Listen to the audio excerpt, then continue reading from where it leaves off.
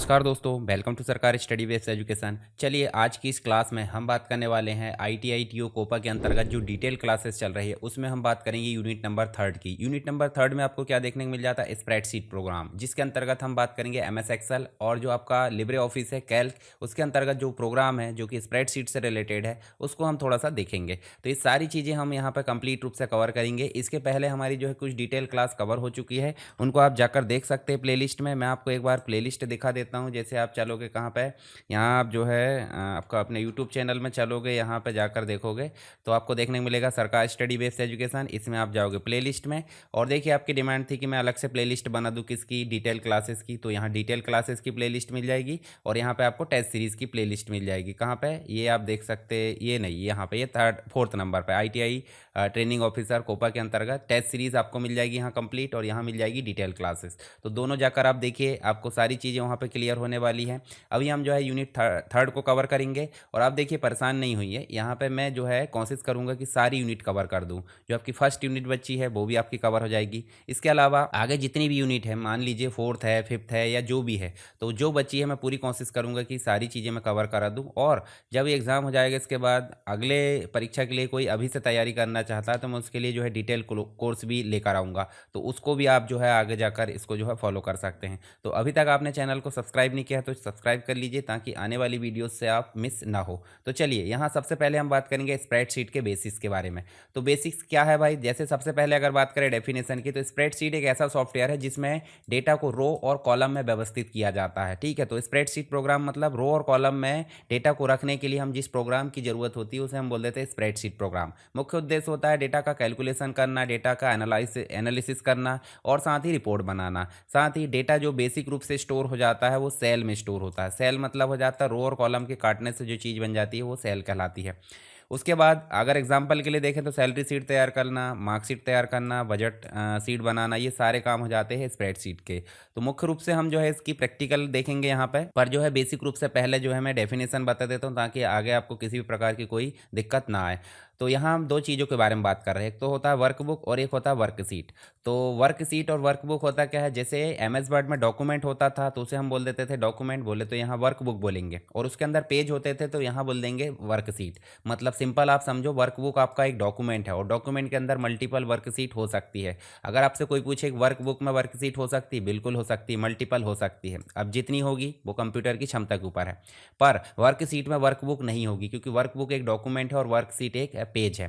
तो यहाँ सीधे बोले तो वर्कबुक मतलब पूरी बुक वन डॉट एक्सएलएसएक्स हो जाती है, और वर्कशीट मतलब वर्कशीट वर्कबुक के अंदर का एक पेज हो जाता है, और जो सीट के टैब है वो नीचे दिखते हैं। तो चलिए हम जो एक एक करके सारी चीज़ें देखेंगे। मल्टीपल सीट यहाँ पे हो सकती है। रो और कॉलम क्या होते हैं? रो मतलब हो जाती है आड़ी लाइनें जो 1 2 3 के क्रम में दर्शाती हैं। कॉलम मतलब हो जाता है जो खड़ी लाइनें बोले तो ABCD के क्रम में दर्शाती है। सेल मतलब दोनों के क्रॉस करने पर या दोनों रो और कॉलम के मिलान बोले तो इंटरसेक्शन से जो बनता है वो कहलाता है सेल, दोनों के काटने से। सेल एड्रेस मतलब रो और कॉलम, या कॉलम और रो मिलकर बन रही, बोले तो ए और वन मिलकर बन रहा है तो ए वन क्या हो जाएगा? रो और कॉलम का एक एड्रेस हो जाएगा और वही कहलाता है सेल का एड्रेस। एक्टिव सेल जिस पर हम अभी वर्तमान में काम करने वाले। ऐसे कुछ डेटा टाइप हो जाते हैं, जैसे कि मान लीजिए टेक्स्ट हम डेटा टाइप इनपुट कर सकते हैं स्प्रेडशीट में, नंबर टाइप का डेटा इनपुट कर सकते हैं। ठीक है, इस प्रकार से आप देख सकते हैं। डेट हो गई आपकी, टाइम हो गया, फॉर्मूला हो गया, जो इस प्रकार आप देख सकते हैं। फंक्शन आप देखोगे इस प्रकार से, आगे हम बात करेंगे इसकी। बेसिक ऑपरेशन में अगर देखोगे तो यहाँ पे जोड़ घटाना, गुणा भाग या मॉड्यूलस, परसेंटेज, सारी चीज़ें देखने को मिल जाएगी। इंपॉर्टेंट चीज़ और देखें, जैसे रेंज की बात करें तो एक सेल के एड्रेस को सेल एड्रेस बोला जाता है, पर एक साथ ढेर सारे सेल के एड्रेस लिख दिया जाए इस प्रकार कॉलन लगाकर तो वो बन जाता है रेंज। फॉर्मूला बार जो इस फॉर्मूला को दिखाएगा या इसके वैल्यू को दिखाएगा, मतलब जिस सेल में हमने जो वैल्यू लिखे वो वैल्यू को फॉर्मूला बार दिखाई देता है।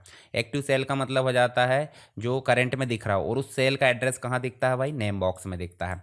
ग्रिड लाइन मतलब सेल की बॉर्डर को बोल देते हैं, और ऑटोफिल मतलब खींचने के लिए। ऐसे ही आप नीचे देखोगे तो स्प्रेडशीट जो है मार्कशीट बनाने के लिए उपयोग की जाती है, सैलरी कैलकुलेशन के लिए, इन्वेंट्री मैनेजमेंट के लिए, बजट प्लानिंग के लिए, डेटा एनालिसिस के लिए, चार्ट और ग्राफ के लिए। तो हम सीधे ओपन करते हैं एक्सेल। जैसे हम यहाँ एक्सेल में चलें और यहाँ एक्सेल में चलने के बाद हम जो है सीधे इस प्रकार देख लेते हैं। थोड़ा स्क्रीन के बारे में समझा देता हूँ ताकि एक ओवरव्यू आपको पता रहे और एग्जाम में अगर आए तो आपसे बन जाए। हालांकि स्क्रीन से रिलेटेड क्वेश्चन ज़्यादा नहीं आते एक्सेल में, एमएस वर्ड में स्क्रीन से रिलेटेड क्वेश्चन ज़्यादा आते हैं जो कि हमने ऑलरेडी पढ़ चुके हैं विस्तार से। ठीक है, आपने नहीं देखा था, आप जाकर उसको देख लीजिए। तो यहाँ देखिए सबसे ऊपर टाइटल बार दिख रहा है। टाइटल बार में आपको जो है लोगो दिख रहा है एक्सेल का, क्विक एक्सेस टूल बार दिख रहा है जिसमें 3 बटन्स मिल जाती है। बाकी और लाना था आप ला सकते हैं। ऐसे बुक बंद दिख रहा है। बुक बंद मतलब भाई अगर आपसे पूछा जाए कि एक्सेल में जब बाय डिफ़ॉल्ट जो वर्कबुक स्टार्ट की जाती है उसका नाम क्या होता है, तो बुक वन होता है। इस प्रकार आप देखें तो book one, book two, book three, ऐसा आप देख सकते हो। दूसरा दिख रहा है एप्लीकेशन का नाम, बोले तो एक्सेल दिख रहा है। उसके साइड में आपको कंट्रोल बटन्स नज़र आ रही है। इसके बाद टैब दिख रही है। टैब मतलब एक प्रकार का रिबन हो जाता है। रिबन मतलब जिसमें आपको टैब भी दिखती है, इस प्रकार से रिबन और ग्रुप वगैरह और कमांड्स दिखती है। तो यहाँ आपसे नॉर्मली अगर देखा जाए तो कौन कौन सी चीज़ें मिल जाती है। नॉर्मल अगर देखा जाए तो फाइल जो बैक स्टेज व्यू ओपन कर लेता है, आप देख सकते हैं पीछे जो file new, open, save, close जो भी है। उसके बाद आपका होम टैब मिल जाता है, मुख्य टैब जो ज़्यादातर उपयोग आता है। इंसर्ट टैब मिल जाता है, जो भी चीज़ें हमको लाना होता है वो सब इंसर्ट टैब से मिलती है। पेज लेआउट टैब मिल जाता है जिसमें आपको पेज ओरिएंटेशन सारी चीज़ें सेटिंग मिल जाती है। प्रिंट एरिया है या प्रिंट टाइटल है। फार्मूला ये जान है, मतलब एक प्रकार से एक्सेल सीट या स्प्रेड सीट की एक बेसिक रूप से आत्मा बोल सकते हैं किसको, फार्मूला को। तो फार्मूला में आपको इंसर्ट फंक्शन, फंक्शन लाइब्रेरी, इस प्रकार से नेम वगैरह डिफाइन करने का ऑप्शन मिल जाते हैं। डेटा में आपको डेटा को मैनेज करने बोले तो इंपोर्ट करना या अरेंज करना, या फिर आपको text to column, data validation, ये सारी चीज़ें यहाँ पे मिल जाती है। रिव्यू में आपको spelling and grammar, protect seat के ऑप्शन मिल जाते हैं। व्यू में आपको एक्सेल के व्यूज़ मिल जाते हैं जो कुछ इस प्रकार है, जैसे नॉर्मल है, पेज ब्रेक है, पेज लेआउट है, कस्टम व्यू है। दिखाने छुपाने बोले तो रूलर, ग्रिड लाइन, हेडिंग वगैरह। जूम के ऑप्शन मिल जाते हैं। फ्रीज के ऑप्शन मिल जाते हैं। फ्रीज मतलब कहीं एक जगह, जैसे कॉलम को फ्रीज कर दिए तो स्क्रॉल करने पर वो इधर उधर नहीं जाएगा। रो को फ्रीज कर दिए तो वो इधर उधर नहीं खिसकेगी, तो इसके लिए करते हैं फ्रीज। मैक्रो यहाँ पे इंपॉर्टेंट है। मैक्रो मतलब बीबीए, और इसके लिए एक अलग चैप्टर भी, अलग यूनिट भी आपको देखने को मिल जाएगी जो एडवांस एक्सेल है उसके अंतर्गत, बीबीए, विजुअल बेसिक एप्लीकेशन। और इसके लिए जुड़ जाता है एक अलग से टैब जिसका नाम है डेवलपर। और डेवलपर टैब में ही आपको देखने को मिल जाती है क्या, विजुअल बेसिक लैंग्वेज। और मैक्रो आप रिकॉर्ड कर सकते हैं। इसकी शॉर्टकट की है आल्ट के साथ क्या, F8, मतलब व्यू करने के लिए। और रिकॉर्ड करने के लिए आप देखोगे तो रिकॉर्ड के लिए आपको शॉर्टकट नहीं मिलेगी यहाँ पे। विजुअल बेसिक के लिए आपको शॉर्टकट क्या मिल जाएगी, Alt+F11। ठीक है, ये आप ध्यान रखना, विजुअल बेसिक एप्लीकेशन के लिए Alt+F11। बाकी चीज़ें इसी से रिलेटेड है। बाकी हेल्प मिल जाता है। पिवोट टेबल का ऐसा कोई ज़्यादा नहीं मिलता। आप चाहे तो यहाँ पे डेवलपर टैब को गायब भी कर सकते हैं ज़रूरत के हिसाब से। अब आपको एक चीज़ ध्यान देना है कि भाई होम टैब है। होम टैब में कौन कौन से ग्रुप है आपके लिए टास्क है, ये प्रोग्राम मतलब एक प्रकार से होमवर्क है कि होम टैब में आपको क्लिपबोर्ड मिल जाता है, फिर फॉन्ट मिल जाता है, फिर अलाइनमेंट मिल जाता है, नंबर मिल जाता है, स्टाइल मिल जाता है, सेल मिल जाता है, एडिटिंग, और बाकी एडॉन्स वगैरह ये कोई ज़रूरत नहीं होती। इंसर्ट में आप देखोगे टेबल मिल जाता है जिसमें पिवोट टेबल सबसे इंपॉर्टेंट है। नेक्स्ट मिल जाता है इलिस्ट्रेशन, तो ये ज़्यादातर उपयोग नहीं आता कहाँ पे, एक्सेल में। पर चार्ट आपको बहुत ज़्यादा उपयोग आता है। इसमें पिवोट चार्ट भी है और नॉर्मल चार्ट भी है। फिर स्पार्क लाइन हो जाती है जो सेल के अंदर छोटे छोटे चार्ट होते हैं, स्पार्क लाइन। फिल्टर्स हो जाते हैं। फिल्टर बोले तो भाई जिसमें स्लाइजर वगैरह दिख जाते हैं, स्लाइजर, सेपरेट, डायनेमिक फिल्टर बोल सकते हैं। हाइपरलिंक है। टेक्स्ट वाला मिल जाता है, हेडर एंड फुटर से रिलेटेड, और सिंबल मिल जाता है। इसके अलावा पेज लेआउट में जाओगे तो आपको थीम, यहाँ कोई ज़्यादा इंपॉर्टेंट नहीं है, एमएस वर्ड में पूछा जाएगा क्वेश्चन। पेज सेटअप का ऑप्शन पूछा जाएगा कि प्रिंट एरिया पूछा जाएगा, यहाँ पे प्रिंट टाइटल पूछा जाएगा। ऐसे ही स्केल टू फिट में आपको जो है ये तो ज़्यादा नहीं पूछा जाएगा, सीट ऑप्शन भी नहीं, और यहाँ पे अरेंज भी नहीं। पर फॉर्मूला में आपसे पूछा जाएगा कि फॉर्मूला फंक्शन लाइब्रेरी कहाँ होती है, तो आपको बताना फॉर्मूला टैब में होती है। बाकी चीज़ें इधर की इंपॉर्टेंट नहीं है, फिर भी एक बार आप देख सकते हैं। डेटा में आपसे पूछा जाएगा कि भाई डेटा इंपोर्ट करने के लिए गेट एंड ट्रांसफॉर्म डेटा कहाँ मिल जाता है, डेटा में मिल जाता है। क्यूरीज एंड कनेक्शन जो रिफ्रेश करने का ऑप्शन यहाँ मिलते हैं, हालांकि ये नहीं पूछा जाएगा। सॉर्ट एंड फिल्टर यहाँ पे काफ़ी इंपॉर्टेंट है, तो ये ऑप्शन आपसे पता होना चाहिए कि ये ऑप्शन आपको सॉर्ट एंड फिल्टर ग्रुप में भी मिल जाता है, कहाँ पे, डेटा में। और एक और मिल जाता है कहाँ पे, होम में भी मिल जाता है, एडिटिंग ग्रुप में। देखिए आप एडिटिंग ग्रुप में देखोगे सॉर्ट एंड फिल्टर मिल रहा है, तो 2 जगह मिलता है सॉर्ट एंड फिल्टर। उसके अलावा डेटा टूल्स में आपको text to column, flash fill, remove duplicate, data validation, ये सारी चीज़ें मिल जाती। बाकी आप अदर देखोगे फॉरकास्ट वगैरह, तो ये ज़्यादा यहाँ पे ज़रूरत नहीं है। बाकी आउटलाइन ग्रुप वगैरह देखने को मिल जाता है। ठीक है, ये चीज़ें आपको देखने को मिलेगी।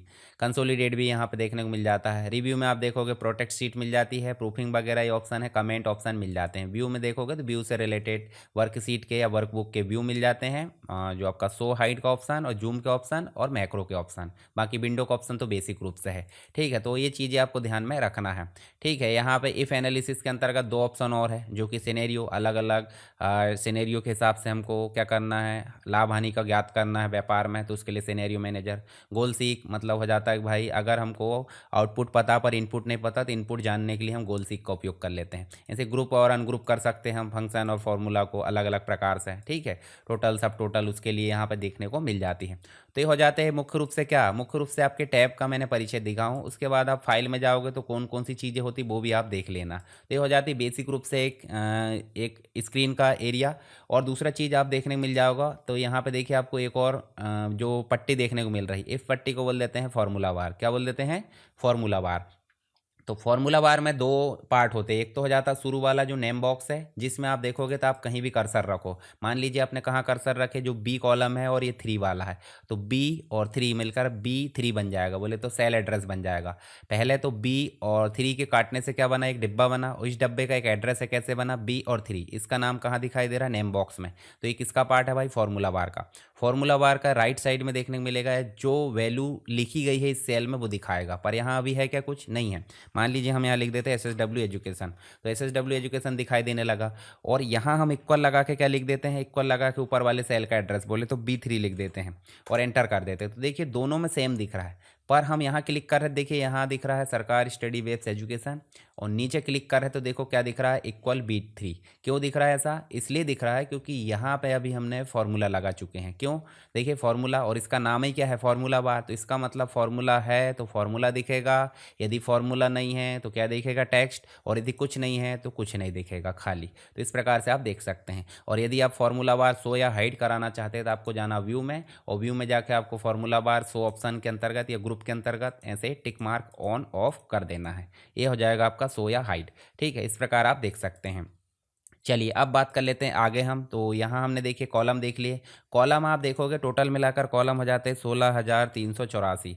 और अगर बात करें 1 2 3 4 5 कहाँ तक जाएगा, तो 16,384 मतलब क्या है, ये XFD है, मतलब इसका कॉलम नंबर क्या है, XFD। 16,384 नंबर लास्ट में जाएंगे तो XFD मिलेगा। यहाँ कर्सर रखो, कीबोर्ड से आप राइट एरो की दबाओ तो देखिए आपको लास्ट कॉलम मिल जाएगा XFD। फिर आप लेफ्ट एरो की दबाओ, फर्स्ट में पहुँच जाओगे। ऐसे ही रो की बात करें तो रो मिल जाती है 10,48,576।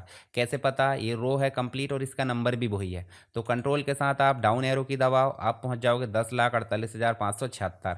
और अगर मान लीजिए दोनों को काटें तो दोनों को काटने से क्या बन जाता है, दोनों को काटने से अगर हम यहाँ इक्वल लगाएं और दोनों को काट देते हैं, बोले तो 16,384 और फिर इंटू लगा देते हैं, इंटू मतलब दोनों को गुणा कर देते हैं, तो ये आ जाएगा आपका सेल एड्रेस, मतलब कंप्लीट सेल।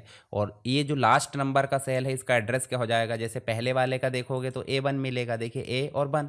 लास्ट वाले का जो सेल एड्रेस है वो मिल जाएगा आपका क्या, आपका मिल जाएगा, पहले कॉलम आते हैं तो XFD, और यहाँ पे मिल जाएगा क्या, 10,48,576। तो ये हो जाएगा भाई आपका लास्ट सेल एड्रेस XFD 10,48,576, जो कि इस नंबर का मिलेगा। तो कैसे पता चलेगा, आप देखो इस प्रकार जाओगे तो यहाँ देखिए आपको XFD और आप जाकर देखोगे 10,48,576। तो इस प्रकार आपको ध्यान देना है, ये बेसिक चीज़ें। तो आपको कॉलम समझ में आ गया, रो समझ में आ गई, दोनों को काटने सेल बना, प्रत्येक सेल का एड्रेस होता है जो नेम बॉक्स में दिखाई देता है। और मल्टीपल सेल, मान लीजिए हमने यहाँ पे जैसे A है तो हम यहाँ पे इक्वल लगाएं और A1, और यहाँ पे कॉलन लगा कर लिख देते हैं A10।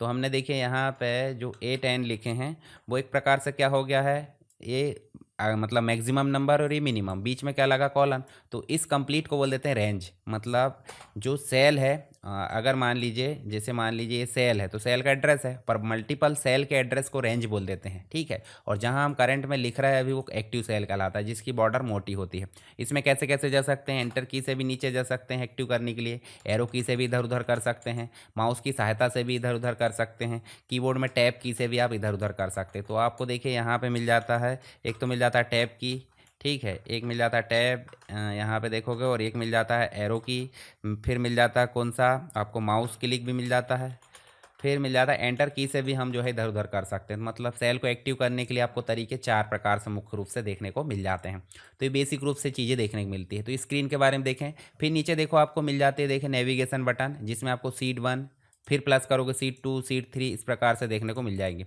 इनको सीट टैब बोल देते हैं, ठीक है। ये देखिए सीट टैब, जिसमें आप मल्टीपल सीट देख सकते हैं, इंसर्ट कर सकते हैं। तो सीट आप कितनी ला सकते हैं ये डिपेंड करता है कंप्यूटर की जो क्षमता है उसके ऊपर। तो आप सीट ला सकते हैं यहाँ से, और इसी में आप जाओगे इधर तो आपको स्क्रॉल बार नजर आएगी यहाँ पे। अब बोलोगे रूलर कहाँ है भाई एम एस वर्ड जैसे, तो यहाँ पे एक्सेल के व्यूज़ होते हैं। तो व्यू टैब में जाओ और व्यू टैब में जाकर देखोगे तो एक नॉर्मल दिखेगा, जो नॉर्मल वर्किंग के लिए काम आता है। पेज ब्रेक व्यू की अगर बात करोगे तो जितना हमने पेज में काम की सिर्फ उतना दिखेगा पेज वाइज, 1 2 3 4 5। अगर मान लो हम यहाँ बहुत सारे पेज क्रिएट कर देते हैं, उदाहरण के लिए हम ये जो इसको कॉपी पेस्ट करते हैं, यहाँ पे हम जो है नीचे कॉपी पेस्ट करते जाते हैं। तो अभी हमारे पास में हो सकता है भाई 2 3 पेज बन गए होंगे, सिंपल है। तो हम चलते पेज ब्रेक में, तो आप देखोगे यहाँ पे आपको देखने मिलेगा, देखिए यहाँ पे पेज 1 हो गया, फिर उसके बाद पेज 2 हो गया, पेज 3 हो गया, तो ऐसे बनते जाते हैं। तो ये पेज ब्रेक व्यू क्या दिखाता है, पेज दिखाता है। और ये मोटी बॉर्डर मतलब यहाँ तक प्रिंट होगा। अगर ये मोटी बॉर्डर को हम जो है ऐसे फैला देते हैं तो इसका मतलब पेज यहाँ तक प्रिंट होगा, और अगर मोटी बॉर्डर को हम इधर कर देते हैं इसका मतलब पेज यहाँ तक प्रिंट होगा। तो ये भी यहाँ पे देखने को मिल जाता है। और यहाँ पे भी देखो आपको एक और बॉर्डर नज़र आ रही है, तो पेज को भी फिर क्या करती है, कंप्रेस करने का काम कर लेती है। किसके माध्यम से, पेज ब्रेक के माध्यम से। ऐसे ही पेज लेआउट की अगर बात करें तो पेज लेआउट आपका दिखाता है क्या, रूलर दिखाता है। आप ध्यान से देखिए रूलर दिखाने लगा है। और पेज ब्रेक व्यू आपका जो है एक चीज़ और दिखाता है, जो क्या करता है वो पेज ब्रेक व्यू तो ऐसा प्रिंट मतलब पेज 1 पेज 2 दिखाता है, पर पेज लेआउट आपका एक चीज़ और क्या दिखा रहा है, हेडर एंड फुटर। तो ध्यान रखना है प्रिंटिंग में कैसा आएगा उसका फॉर्मेट भी पेज लेआउट दिखाता है, और हेडर एंड फुटर भी कौन दिखाता है, पेज लेआउट, और रूलर भी कौन दिखाता है, पेज लेआउट। तो आपको ये याद रखना है। ऐसे एक और हो जाता है कस्टम व्यू। कस्टम व्यू का मतलब हो जाता है कि आप अपने हिसाब से जितना एरिया लाना चाहते हैं, मान लीजिए आप इतना एरिया को दिखाना चाह रहे हैं नेक्स्ट टाइम, इतना इतना, ठीक है। तो आप जो है कस्टम व्यू में जाओ और यहाँ जाकर क्या कर दो, ऐड, और इसका नाम दे दो माय व्यू।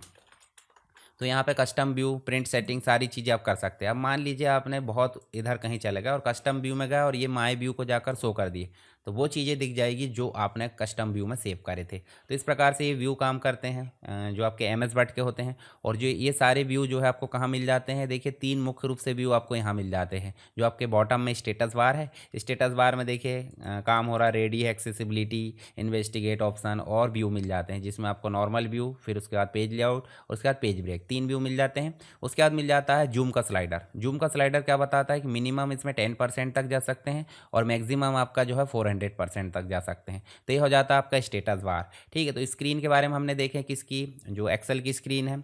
और हम बात कर लेते हैं थोड़ी सी कैल्क के बारे में। कैल्क मतलब जो आपका लिब्रे ऑफिस है, लिब्रे ऑफिस के अंतर्गत हम देखते हैं, जैसे हम चलते हैं लिब्रे ऑफिस, और लिब्रे ऑफिस के अंतर्गत देखिए कैल्क देखने को मिल जा रहा है। मैंने इंस्टॉल करके रखा हूँ, आप चाहे तो इसको इंस्टॉल कर सकते हैं।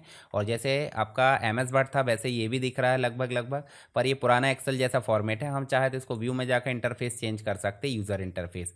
तो अभी फ़िलहाल में यही रहने देते हैं। चलो चेंज कर ही लेते हैं, ज़्यादा टेंशन नहीं। यूज़र इंटरफेस में चलें, यहाँ पे स्टैंडर्ड टूल बार की जगह हम कर देते हैं टैब्ड, और अप्लाई ऑल कर देते हैं, मतलब वर्ड आर्ट सब में हो जाएगा। तो यहाँ टैब आ गए, देखिए होम टैब, सारी चीज़ें।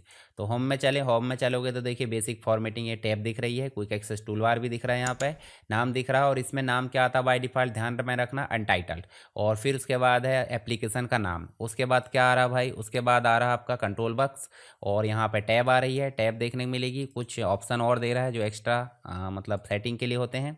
उसके बाद आपका रिबन दिख रहा है, रिबन मतलब टूल बार, और टूल बार के बाद आपको दिख रहा है फॉर्मूला बार। तो फॉर्मूला बार वही दिखा रहा है जो हमारा एक्सेल दिखाता था। नेम बॉक्स दिख रहा है, फॉर्मूला बार दिखा रहा है। सो या हाइड करने के लिए हम यही जा सकते हैं पेज ब्रेक व्यू और प्रिंट प्रीव्यू। यहाँ पे देखिए आपको अलग व्यू मिल जाते हैं, तो ये भी आप ध्यान रखना है। बाकी चीज़ें तो सेम रहती है। उसके बाद आपका कॉलम नंबर भी वही दिख रहा है, रो भी दिख रहा है, दोनों को मिलाकर आपका सेल एड्रेस बन जा रहा है। और लास्ट में जाओगे तो देखिए एक्स एफ डी यहाँ भी मिल जाता है, ये देखिए। और यहाँ लास्ट में जाओगे 10,48,000 यहाँ पे भी मिल जाता है। तो मतलब ले देखे ये सीट का जो मामला है वो तो सेम है। बाकी स्क्रॉल बार देखने को मिल जा रही है, सीट टैब भी मिल जा रही है प्लस प्लस करके इस प्रकार। उसके बाद स्टेटस बार भी मिल जा रहा है जिसमें दिख रहा है साफ साफ कि कौन सी सीट में हम है अभी, है ना, जबकि एक्सेल में नहीं दिख रहा था।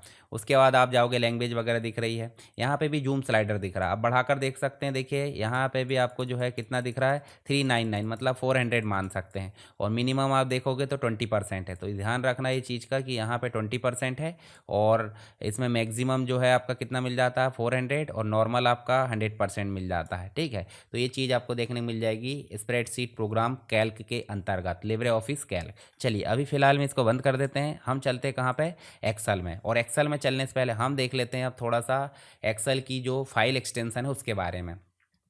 तो फाइल एक्सटेंशन क्या होता है, जब भी हम कोई फाइल का नाम देते हैं तो डॉट के बाद जो नाम लिखा जाता है उसे हम बोल देते हैं फाइल का एक्सटेंशन। आखिरी भाग होता है जो फाइल का सरनेम या उसकी कैटेगरी को दिखाता है। जैसे एक्सेल की फाइल है तो एक्सेल एस एक्स दिखाएगा, एम एस बट की फाइल है तो डॉट डी ओ सी एक्स दिखाएगा। इस प्रकार की चीज़ें हमको देखने को मिल जाती है।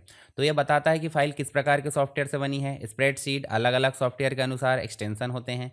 फाइल एक्सटेंशन से यह पता चलता है कि फाइल में मैक्रो है या नहीं है। जैसे मान लीजिए यहाँ पे देखिए, रिजल्ट करके फाइल नेम दिए, डॉट लगा के एक्सएलएस दे दिए, तो ये क्या बता रहा है, ये नॉर्मली स्प्रेडशीट प्रोग्राम की फाइल है जो कि एम एस एक्सेल की है, बेसिक वर्कबुक। उसके बाद ओडीएस की बात करें तो ओडीएस आपका किस में हो जाता है, जो आपका ऑफिस लिब्रे ऑफिस कैल्क है उसकी फाइल हो जाती है। एक्सएलएस एम की बात करें तो ये मैक्रो इनेबल्ड फाइल है। देखिए आप एम लिखा, मैक्रो इनेबल्ड फाइल।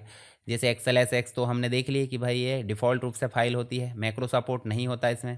और 2007 के जितने भी वर्जन उसके बाद में यही फाइल थी, मतलब किस पे, एक्सएमएल पर आधारित। और जो पुरानी फाइल थी वो बाइनरी फॉर्मेट पे थी, ठीक है। तो एक्सेल एस एक्स जो है मैक्रो नहीं होता। जैसे एक्सेल एस एस था, एक्सेल एस एस, ठीक है, एक्स एल एस, तो इसका मतलब ये पुराना फॉर्मेट था जो 2003 तक के एक्सेल में सपोर्ट किया जाता था। हालांकि अभी भी करता पर पुरानी फाइल है। और ये बाइनरी फॉर्मेट थी, बाइनरी फॉर्मेट में डेटा को रखती थी। और पुराना फॉर्मेट को नया में बदल दिया गया 2007 के बाद से अभी तक। इसका मतलब इसमें आपको मैक्रो, यहाँ पे आपको जो है एक्सएमएल फाइल मिल जाती है। साथ ही एक्सेल एस एम की बात करें तो मैक्रो इनेबल्ड वर्कबुक है, जो BVA visual basic application macro store किया जा सकता है। और एक्सेल 2007 के बाद के वर्जन में इसका उपयोग किया जाने लगा है।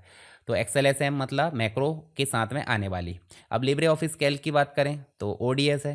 लिब्रे ऑफिस कैल्क की डिफ़ॉल्ट फाइल होती है। ओडीएस का पूरा नाम ओपन डॉक्यूमेंट स्प्रेडशीट हो जाता है। और यह ओपन सोर्स फॉर्मेट है। ओपन सोर्स मतलब हो जाता है जिसकी कोडिंग देखी जा सकती है और सुधार किया जा सकता है, जैसे कि लाइनेक्स होता है। ओडीएस फाइल को देखिए खोल सकते हैं लेकिन फॉर्मेटिंग चेंज हो सकती है। एमएस एक्सेल में इसको खोल तो सकते हैं परंतु फॉर्मेटिंग यहाँ पे चेंज हो जाएगी, ये पूछा जा रहा है यहाँ पे। और कुछ अन्य चीज़ें देखें जैसे डॉट सीएसवी फाइल। जैसे आप गूगल में कॉन्टैक्ट सेव करते हैं तो जो कॉमा सेपरेटेड वैल्यू होती है वो क्या कहलाती है, यहाँ पे सिर्फ डेटा होता है, फॉर्मेटिंग नहीं होती, इसे बोल देते हैं सीएसवी फाइल। ये भी एक्सेल में सपोर्ट की जाती है।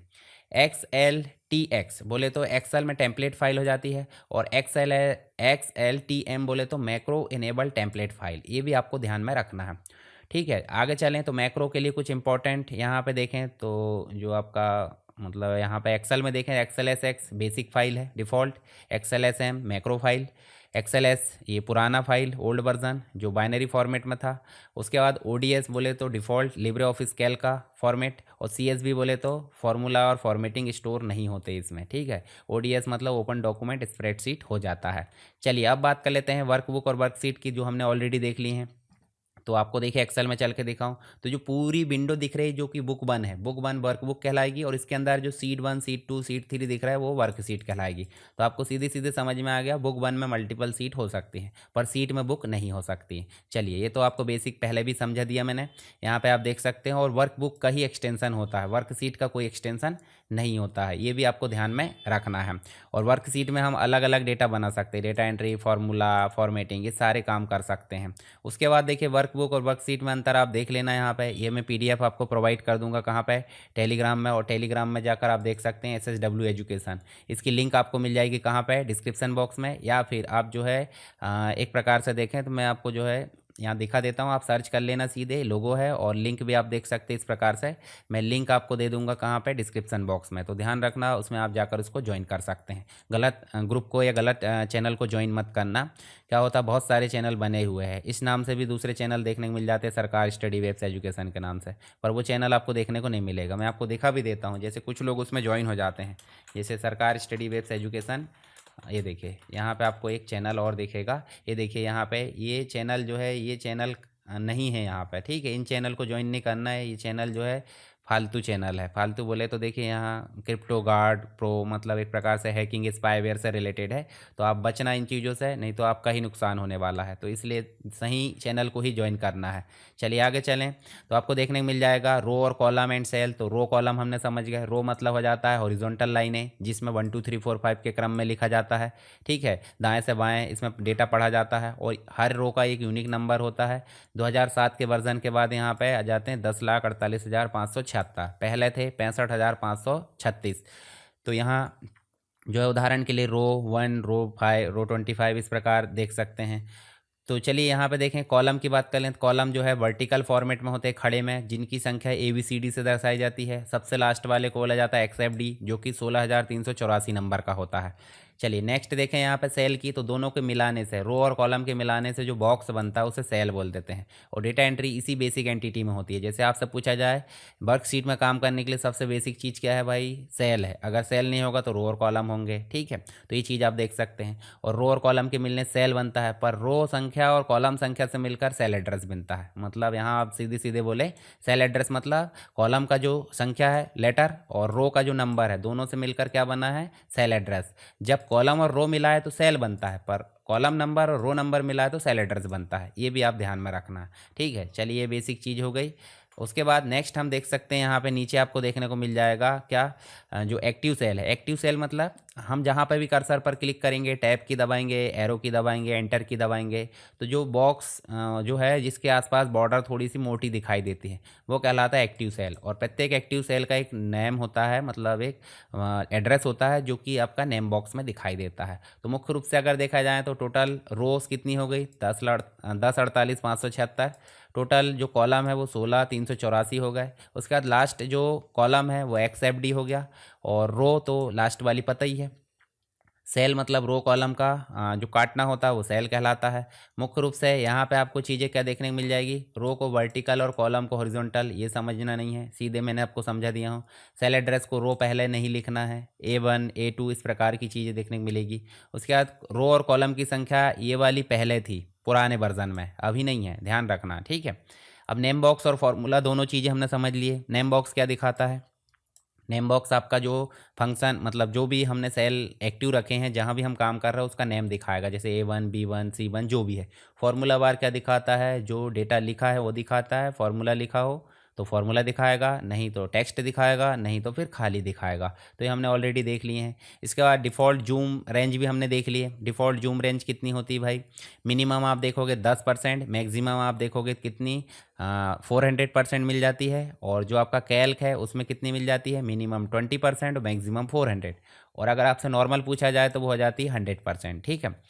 अच्छा, जूम करने से आपको क्या कोई परेशानी होती है, जूम करने से आप जूम आउट और जूम इन बस कर सकते हैं, केवल ये डेटा को बड़ा छोटा दिखाता है, ना कि प्रिंट में ये बदल देता है। यानी कि प्रिंट का साइज़ नहीं बदलता जूम से, ठीक है, फॉन्ट भी नहीं बदलते, सिर्फ आपका देखने का नज़रिया बदल जाता है। तो ये भी आपको ध्यान में रखना है, ठीक है। लिब्रे ऑफिस में देख सकते हैं कि भाई 20 और 400 होता है, और हमारे में जो है एक्सेल में कितना होता है, 10 और 400 हो जाता है। चलिए नेक्स्ट देखिए, यहाँ पे आपको देखने को मिल जाता है सेल एड्रेस।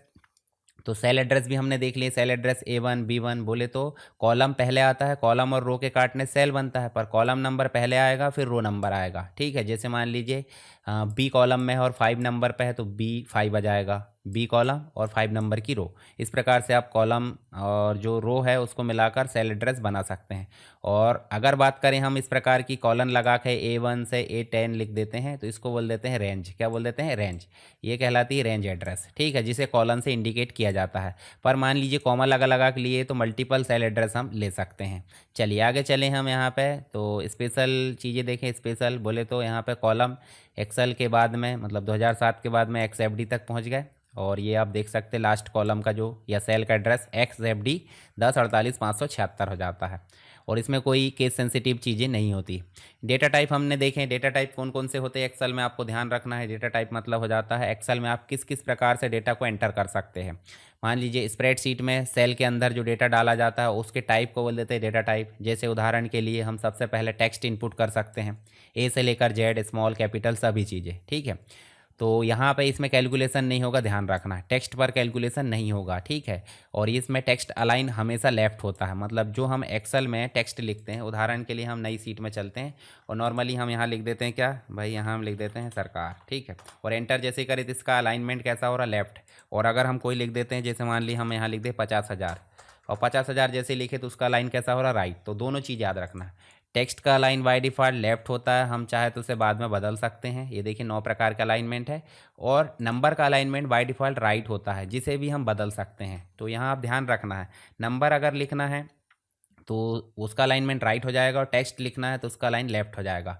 और यहाँ पे देखिए नंबर को टेक्स्ट की तरह अगर दिखाना, मान लीजिए कोई नंबर है, ये नंबर, और ये नंबर को अगर मान लीजिए हम सिंगल कोट के अंदर ऐसे लिख देते हैं और सिंगल कोट लगा के बंद कर देते हैं, तो ध्यान रखिए यहाँ पे देखिए ये ऑटोमेटिक कैसा हो गया है, लेफ्ट आ गया है, और जबकि ये नंबर जो है राइट आ गया। तो आप समझ सकते हैं क्या बन गया, ये बन गया टेक्स्ट। तो ठीक है, ये समझ गया। एपोस्ट्रोफी लगा देते हैं या सिंगल कोट लगा देते हैं तो क्या बन जाता है भाई, वो बन जाता है आपका टेक्स्ट। तो आप देख सकते हैं अभी हमने बनाए थे, जैसे ये देखिए सिंगल कोट लगाए तो ये टेक्स्ट माना जाएगा, परंतु डिफ़ॉल्ट रूप से ये लेफ़्ट अलाइन हो जाता है टेक्स्ट, और नंबर आपका जो है क्या हो जाता है, राइट अलाइन हो जाता है। चलिए नंबर हमने देख लिए, टेक्स्ट हमने देख लिए, पर नंबर में कैलकुलेशन हो जाएगा। ठीक है, डेसिमल और नेगेटिव वैल्यू भी यहाँ हो सकती है। नंबर राइट अलाइन होता है और इन पर कैलकुलेशन हो जाता है। 0 से लेकर 9 तक के अंक माइनस प्लस दोनों में हो सकते हैं। फिर आ जाती डेट, तो डेट हम इनपुट कर सकते हैं। डेट में भी फॉर्मूला लगाया जा सकता है, बोले तो कैलकुलेशन की जा सकती है। 2 डेटों का अंतर देखा जा सकता है, ठीक है, 2 तारीखों का, और यहाँ विशेष रूप से नंबर फॉर्मेट में स्टोर की जाती है।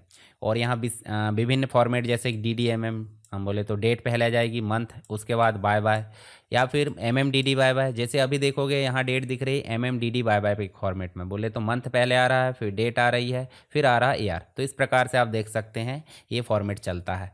उसके बाद आप देखोगे टाइम, तो टाइम भी नंबर फॉर्मेट का एक प्रकार है, जिसमें आपको आवर्स है, मिनट है, सेकंड में दर्शाया जाता है, और इस पर भी कैलकुलेशन किया जा सकता है। ठीक है, तो ये जो कैलकुलेशन, अच्छा इनके फार्मूला भी देखेंगे हम आगे चल के, पूरे में डिटेल में आपको समझाऊंगा कौन कौन से फार्मूला है, तो उनको आप देख लेना। उससे क्या होगा, थोड़ा सा एक आइडिया हो जाएगा कि एग्जाम में अगर फार्मूला से रिलेटेड कुछ क्वेश्चन आए, जैसे बेसिक रूप से एवरेज है, सम है, काउंट, इनसे रिलेटेड क्वेश्चन आते हैं एग्जाम्पल के लिए, परंतु कुछ थ्योरी भी पूछ लेता है तो थ्योरी वाले भी मैं कवर कर दूंगा। ठीक है, चलिए यहाँ पे देखिए फार्मूला, तो फार्मूला का शुरुआत जो होती है हमेशा इक्वल से होती है। ये भी एक डाटा टाइप है, मतलब एक्सेल में हम फार्मूला भी लगा सकते हैं, तो ये डाटा टाइप है। बोले तो यहाँ पे आपको देखने को मिलेगा इक्वल साइन से शुरू होता है। उसके बाद आप देखोगे क्या, नेक्स्ट आप देखोगे तो फार्मूला एक तरीके से कैलकुलेशन ही होता है, और फार्मूला लगाए तो इसका मतलब है रिजल्ट ही देगा वो। ठीक है, आप मल्टीपल फार्मूला लगाओगे तो भी रिजल्ट देंगे।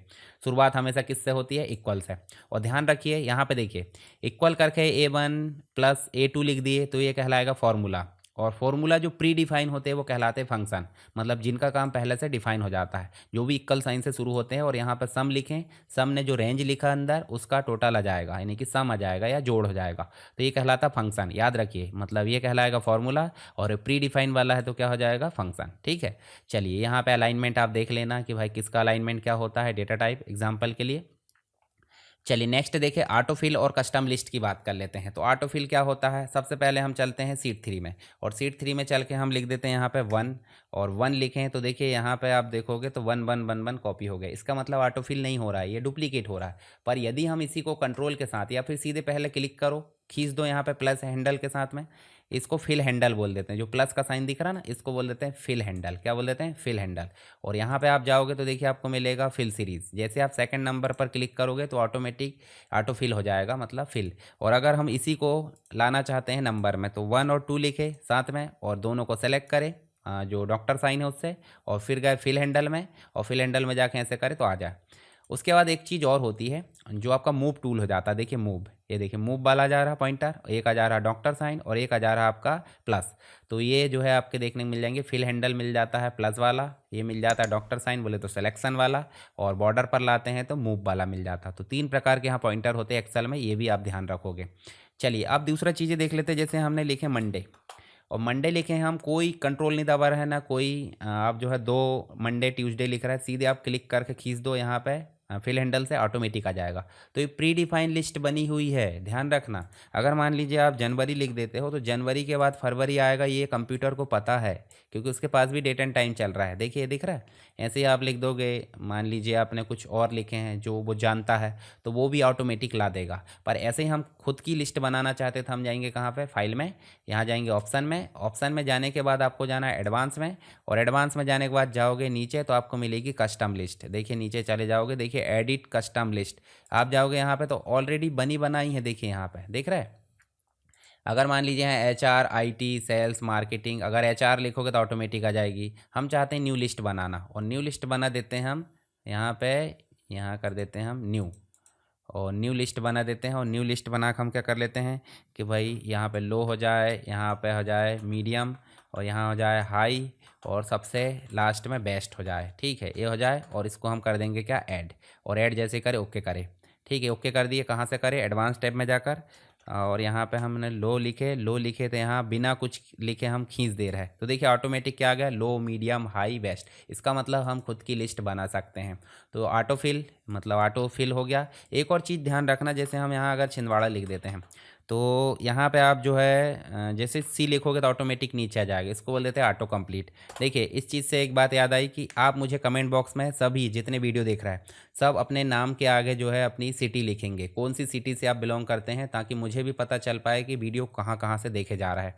देखिए सभी लोगों को लिखना है, जो भी नहीं लिखेगा उसकी तैयारी अच्छी नहीं होने वाली। तो इसलिए कम से कम इस आंसर मतलब इसका आंसर तो ज़रूर दीजिए कि आप किस सिटी से हो। ठीक है, तो अपनी सिटी का नाम लिखने में तो सबको अच्छा लगना चाहिए, तो आप ज़रूर सिटी का नाम लिखेंगे। और वीडियो देखने के बाद तुरंत आपको लिखना है, और कोई भी क्वेश्चन पूछा जाता है तो उसका आंसर भी आप दे सकते हैं। ठीक है, पॉसिबल है कि भाई पॉसिबिलिटी करिए कि देना ज़रूरी है, क्यों, क्योंकि उससे याद भी हो जाता है। पर ये चीज़ तो आपको देना ही पड़ेगा। ठीक है, अपनी सिटी का नाम नहीं लोगे तो रहने का क्या मतलब वहाँ पे। तो चलिए ऑटोफिल समझ में आ गया। ऑटोफिल मतलब हो जाता है एक सुविधा जिसे डेटा अपने आप आगे बढ़ाया जा सकता है। क्रम पहचान कर फिल हैंडल का उपयोग हम कर लेते हैं। 1 2 3 ड्रैग करें, 4 5 6 इस प्रकार आ जाएगा। जनवरी फरवरी मार्च आ जाएगा।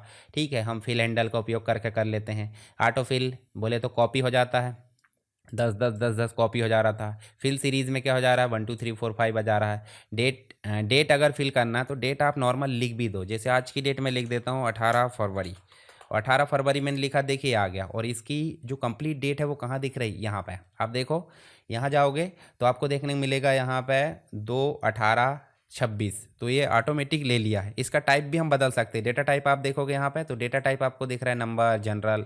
जनरल में सारी चीज़ें आ जाती है, टेक्स्ट नंबर, नंबर में ओनली नंबर आ जाते हैं जो कैलकुलेशन होते हैं। करेंसी में भी कैलकुलेशन हो जाता है, अकाउंटेंसी में भी। तो ये सब नंबर फॉर्मेट। डेट और टाइम भी एक तरीके से नंबर फॉर्मेट में स्टोर होता है, तो ये दिख रहा है। परसेंटेज देखोगे तो परसेंटेज आपको देखने को मिल जाएगा। फ्रैक्शन है, साइंटिफिक, लास्ट में दिखता है टेक्स्ट, तो ये ओनली टेक्स्ट स्टोर करता है। तो अभी हम फिलहाल में कर लेते हैं शॉर्ट डेट। तो शॉर्ट डेट इस प्रकार आ जाएगी, और इसको अगर खींचोगे तो ऑटोमेटिक आगे बढ़ेगा। देखिए ये देख रहे हैं आप इस प्रकार से। तो ये कहलाता है डेट का ऑटोफिल। डेट तो ऑटोमेटिक फिल ही होगी क्योंकि ये सिस्टम इसको पहचानता है। फिर इसके बाद है कस्टम लिस्ट। हमने बनाना देख ली है, कैसे बनाए भाई, मीडियम हाई लो जो भी बनाना है। डिफ़ॉल्ट लिस्ट जो भी होती है, डे मंडे ट्यूसडे जो भी है, मंथ है। कस्टम लिस्ट बनाने के स्टेप्स मैंने बता दिया हूँ, आप बनाकर एक बार देख लेना। चलिए फिल हैंडल हमने देख लिए, इसको आप समझाने की ज़रूरत नहीं है। अब बात कर लेते हैं सेल की फॉर्मेटिंग की। तो सेल की फॉर्मेटिंग में मिल जाता मर्ज एंड सेंटर। जब हम बात करें किसी भी डेटा को लिखने की, उदाहरण के लिए हम यहाँ पे क्या समझाने वाले थे, ये ऑटोफिल है। तो ऑटोफिल समझाना थे, 3 4 सेल को आपस में जोड़कर हम एक टेक्स्ट लिखना चाह रहे हैं, तो इनको आपस में जोड़ने के लिए लिखते हैं क्या, मर्ज एंड सेंटर। कहाँ मिलता है ये, होम टैब में जाओगे और आपको जाना अलाइनमेंट ग्रुप में, और आपको जाना कहाँ पे, मर्ज में। और मर्ज में जाओगे तो देखिए यहाँ मिलेगा। अच्छा, शॉर्टकट बनाने का भी ऑप्शन रहता है, जैसे मैंने बताया था ना, अल्टर के साथ आप अगर कोई की दबाते हो, की कौन सी दबाना भाई, जो की आपको दिख रही है इसके साथ अल्ट दबाओ।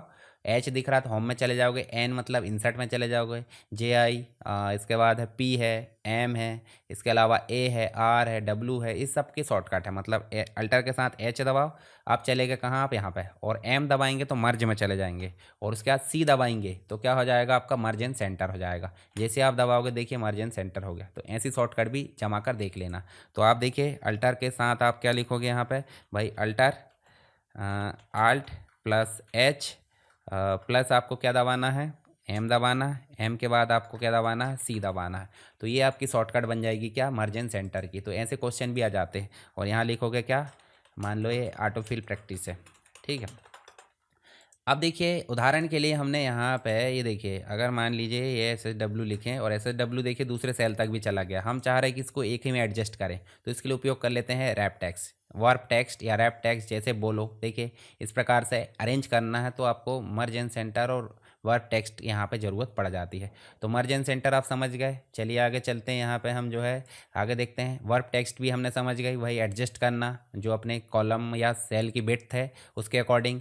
नेक्स्ट सेल की बॉर्डर एंड शेडिंग की बात करें तो उदाहरण के लिए अगर इनको हमको जैसे मान लीजिए फाइल में चलते हैं और प्रिंट में करते हैं, तो प्रिंट में जाओगे देखिए यहाँ पे आपको बॉर्डर ही नहीं दिख रही है। तो इसकी बॉर्डर लाना चाहते हैं तो आप सेलेक्ट करो और आप जाओ कहाँ पे, और यहाँ जाने के बाद आपको जाना है ऑल बॉर्डर में। और ऑल बॉर्डर में जाओगे, देखिए यहाँ पे बॉर्डर आ चुकी है, बॉर्डर आ गई। इसका मतलब क्या है कि जब आप फाइल में जाओगे और आप जाओगे कहाँ पे, प्रिंट में, और प्रिंट में जाओगे, देखिए बॉर्डर आ चुकी है।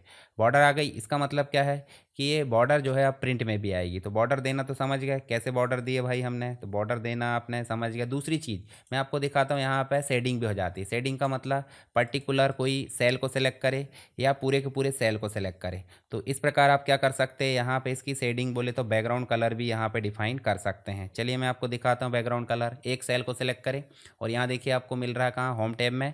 और होम टैब में जाओगे तो आपको देखने को मिल जा रहा है मुख्य रूप से ये शेडिंग ऑप्शन, ठीक है। शेडिंग ऑप्शन देखने को मिल जा रहा है। इसमें आपको क्या करना है, इसमें आपको क्लिक करना है और जो भी ऑप्शन आपको पसंद है ऐसे क्लिक कर दो उसके ऊपर, लाइट डार्क जैसा भी। जैसे मान लीजिए मैं यहाँ पे ये कलर कर लेता हूँ तो ये शेडिंग हो जाती है। तो शेडिंग भी ऑप्शन आपको यहाँ मिल जाता है। इसमें आप जाओगे तो देखिए आप more colour, fill colour, contrast only या जो भी है आपको देखने को मिल जाएगा। तो ये ऑप्शन आपको जो border, cell border and shading के मिल जाएंगे, ठीक है। सेल बॉर्डर में आप जाओगे तो आपको बहुत सारे ऑप्शन मिलेंगे, देखिए टॉप बॉर्डर, लेफ्ट राइट जो भी है, नो बॉर्डर है, ये सारे ऑप्शन। और मोर बॉर्डर में जाओगे तो आपको मिल जाएगा फॉर्मेट सेल का एक ऑप्शन। फॉर्मेट सेल में जाओगे देखिए आपको मिल जाता है क्या, number, alignment, font, border, fill और प्रोटेक्शन। तो कितने टैब मिल रहा है फॉर्मेट सेल में, 6 मिल रहा है। तो नंबर में पूरे डेटा टाइप मिल जाते हैं जिनमें आप कस्टम वगैरह भी बना सकते हैं। अलाइनमेंट में आपको अलाइनमेंट मिल जाते हैं। मैं आपको अलाइनमेंट दिखा देता हूं पहले। जैसे मान लीजिए यहाँ पे हम चलते हैं और देखिए थर्सडे कहाँ लिखा है और इधर भी आप चलोगे तो ये लेफ्ट में लिखा है, बॉटम पे लिखा है। तो अगर हम ऐसे ये वाले देखिए, ऊपर आप देखोगे वर्टिकल अलाइनमेंट मिल रहा है, नीचे आप देखोगे तो हॉरिजॉन्टल अलाइनमेंट। यहाँ जाओगे टॉप, यहाँ जाओगे मिडिल, यहाँ जाओगे बॉटम, तो ये वर्टिकल हो गया। पर ये जाओगे तो लेफ्ट में मिल रहा है, सेंटर में मिल रहा है, ये देखिए, उसके बाद राइट में मिल रहा है। तो ऐसे ही आप सेंटर में कर दो और इसमें आप मिडिल में कर दो, तो इस प्रकार से अलाइनमेंट मिल जाते हैं। और ये सभी चीज़ें भी, जैसे हमने कहाँ गए थे बॉर्डर में, तो हम यहाँ जाएंगे फ़ॉन्ट में। तो फ़ॉन्ट में भी आपको क्या मिलेगी, यहाँ जाओगे तो देखिए इसकी शॉर्टकट मिलेगी, सेल की शॉर्टकट। देखिए यहाँ देखोगे control plus shift plus F press करोगे तो फ़ॉन्ट की सेटिंग मिल जाएगी। और यहाँ पे देखोगे तो यहाँ पे कोई शॉर्टकट नहीं है, यहाँ पे जाकर देखो यहाँ भी कोई शॉर्टकट नहीं है। तो इसमें आप जाओगे, देखिए यहाँ पे आपको अलाइनमेंट मिल जाएगा, फ़ॉन्ट भी मिल जाएगा। तो अलाइनमेंट में मिल रहा हॉरिजॉन्टल, हॉरिजॉन्टल में आपको लेफ्ट, सेंटर, राइट और जस्टिफाई मिल जाता है। तो जस्टिफाई यहाँ पे देखने को मिल जाता है कोई पैराग्राफ के लिए। हालांकि एक्सेल का काम पैराग्राफ का नहीं होता, ध्यान रखना। तो इसलिए यहाँ जस्टिफाई को यहाँ मैंने दर्शाया गया है। फिर वर्टिकल में भी 3 मिल जाते हैं, टॉप, मिडिल और बॉटम। मिडिल मतलब सेंटर हो जाता है, बाकी डिस्ट्रीब्यूट और ये सारी चीज़ें अलग मैटर है, आपको टोटल 9 याद रखना है। उसके बाद है इंडेंटेशन भी है यहाँ पे, उसके बाद रैप टेक्स्ट भी है, work text, shrink to fit है, मर्ज सेल है, ये सारे ऑप्शन वहाँ पे। एक और ऑप्शन दिख रहा है जो काफ़ी इंपॉर्टेंट है, ओरिएंटेशन। जब किसी टेक्स्ट को अपनी इच्छा अनुसार रोटेट कराया जाता है, कहाँ पे, एक्सेल के सेल में, तो उसे हम बोल देते हैं ओरिएंटेशन। कहाँ पे मिल रहा है, ओरिएंटेशन, जिसमें हम जो रेड बिंदु है उसको जहाँ पे भी ले जाएंगे वो टेक्स्ट उस हिसाब से घूम जाएगा, देख रहे हैं आप। और ये ऑप्शन आपको यहाँ पे भी मिल जाता है, देखिए आपको देखने को मिलेगा अलाइनमेंट में ए बी लिखा ना, इसमें भी ओरिएंटेशन आ रहा है। तो इसमें आप सीधे इस पर क्लिक कर दो, वापस से सही हो जाएगा। तो ओरिएंटेशन याद रखना।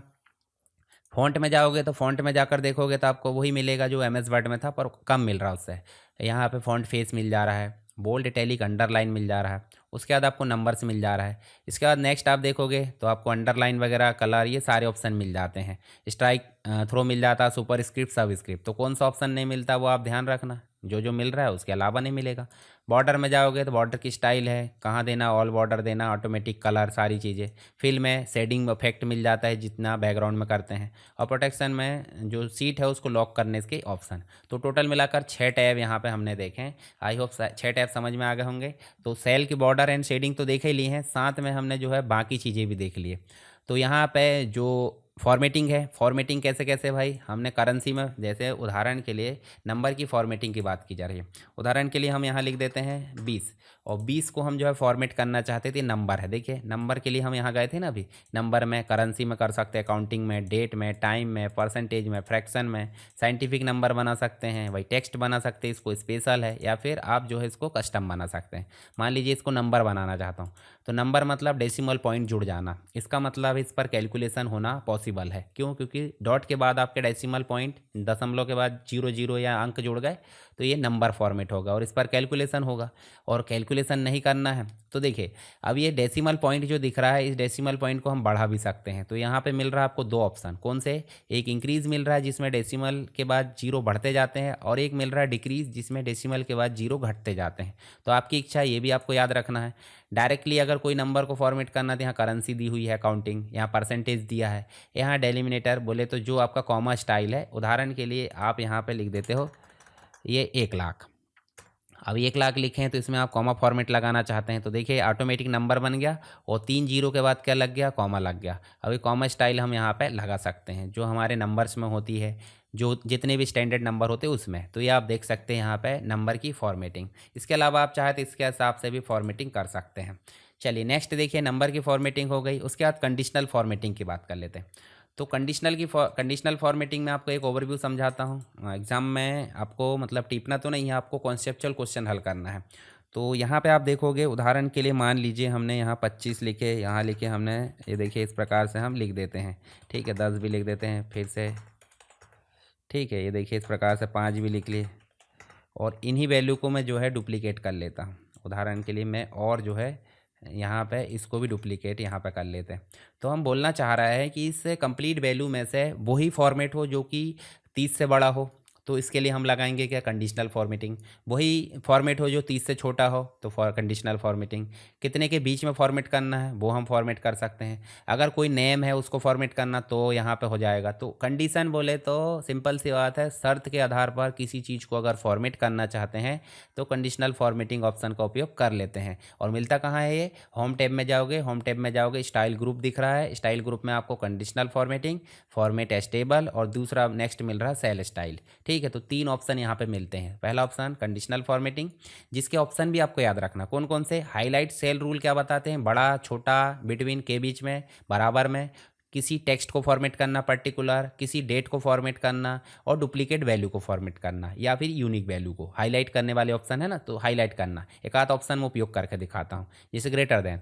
तो ग्रेटर देन में हम जो वैल्यू लिखेंगे उसको हाईलाइट करेगा पर्टिकुलर जो लाइट है उससे। तो हम चलते हैं, मान लीजिए यहाँ पे हम लिख देते हैं 30। तो 30 से बड़े जितने भी है वो क्या हो जाना चाहिए भाई, कलर हो जाना चाहिए येलो, कलर हो जाना चाहिए ग्रीन। तो इस प्रकार के कलर हम कर सकते हैं किसमें, ग्रेटर देन में। पर यदि हम चाहें इसको हाईलाइट लेस देन से छोटा, मान लीजिए यहाँ हम कर देते हैं कि भाई ये जो है 30 से छोटा, तो 30 से छोटे वाले सभी फॉर्मेट हो जाएंगे हमारे हिसाब से कस्टम फॉर्मेट में। ठीक है, इसके बाद आपको बाकी चीज़ें भी सेम मिलेगी, तो इनके नाम बस याद रख लेना। इससे क्या होगा, greater than, less than, between, equal to, text that content, उसके बाद है आपका डेट ऑकरिंग, उसके बाद है डुप्लीकेट वैल्यू, इसी में यूनिक मिल जाता है। नेक्स्ट मिल जाता है टॉप बॉटम रूल, जिसमें टॉप 10 आइटम, मान लो 100 है तो टॉप 10 आइटम फॉर्मेट हो जाएंगे। ठीक है, जो भी कलर हम सेलेक्ट करेंगे। टॉप 10% मतलब 50 है तो 5 आपको यहाँ पे फॉर्मेटिंग दिख जाएगी। अगर बॉटम 10 और बॉटम 10% तो इसका अपोजिट हो जाते हैं। एबव एवरेज, लगभग ऊपर अच्छे वाले जो है फॉर्मेट हो जाएंगे, और बिलो मतलब हो जाता है सबसे नीचे वाले फॉर्मेट। डेटा बार्स में भी आप देखोगे तो डेटा बार्स में देखिए जो हाईएस्ट वैल्यू होगी उसका कलर अलग दिख रहा है, देखिए। और अगर यहाँ चेंज करें तो यहाँ भी कलर अलग, देखिए कलर के हिसाब से भी आप जो है फॉर्मेटिंग कर सकते हैं। ग्रीन, हाँ, छोटे को ग्रीन दिखाना है या फिर बड़े को ग्रीन दिखाना है, वो आपकी इच्छा है। ऐसे ही आप जो है कलर स्केल आप दे सकते हैं भाई, जो जितना जो हाईएस्ट वैल्यू उसको 100% में है, इसलिए देखो फुल दिखा रहा है। बैटरी चार्जिंग होती है ना, वैसे ही स्टाइल में ये दिख रहा है, देखिए इस प्रकार से। और अगर यहाँ देखें आइकॉन सेट, तो यहाँ देखिए आपको सिग्नल भी दिख रहा है, मतलब 95 को ग्रीन सिग्नल और बाकी जो 5 है उसको रेड सिग्नल दिख रहा है। ऐसे टावर वाला देखोगे तो टावर में भी दिख जाएगा कि भाई 100% चार्जिंग, ये 100% टावर मिल रहा है 95%, इसका मतलब ऐसा मान लो। और ये देखिए स्टार भी दिख रहा है, स्टार मतलब फुल स्टार मतलब 95, और स्टार कुछ भी नहीं है, इसका मतलब है 5, 25, 10, इस प्रकार की चीज़ें। वार्निंग भी दिख जाएगी। तो ये आइकॉन स्टाइल हो गई। आप कस्टम रूल लगाना चाहते तो आप न्यू स्टाइल या न्यू रूल में जाकर देखिए, हाँ, format all cell based on their value, इसके हिसाब से लगा सकते हैं। Format only cell that content से लगा सकते हैं। फॉर्मेट ओनली टॉप और बॉटम रैंक जो हमने पहले देखे हैं। Format only value that are above और बिलो एवरेज, ये भी देखें। यूनिक और डुप्लीकेट वैल्यू भी देखें। और formula to determine which cell to format, मतलब जिस सेल में फार्मूला उसके हिसाब से भी हम जो है कर सकते हैं। तो ये कुछ ऑप्शन हैं जो कि कंडीशनल फॉर्मेटिंग में मिल जाते हैं। कोई भी फॉर्मेटिंग अगर हटाना तो क्लियर रूल में गए और सेलेक्टेड सेल और एंटायर सीट से हम हटा सकते हैं। मैनेज रूल में जाओगे तो आप यहाँ रूल के हिसाब से देखिए, इसमें आ गए वापस से, तो मैनेज रूल यहाँ से कर सकते हैं। तो ये हो गई कंडीशनल फॉर्मेटिंग। दूसरी चीज़ हो जाती है इसको अगर टेबल बनाना, मान लीजिए हम यहाँ लिख देते हैं नॉर्मली ये देखिए जैसे हमने लिखे सीरियल नंबर, नेम और यहाँ लिख दे एड्रेस। सीरियल नंबर हम लिख देते हैं, कुछ बेसिक चीज़ें यहाँ लिख देते हैं, इनको हम खींच देंगे। खींचना क्यों ज़रूरी भाई, हमारा काम आसान हो जाता है। जैसे हमने खींच दिए 5 और यहाँ लिखे हमने, ये देखिए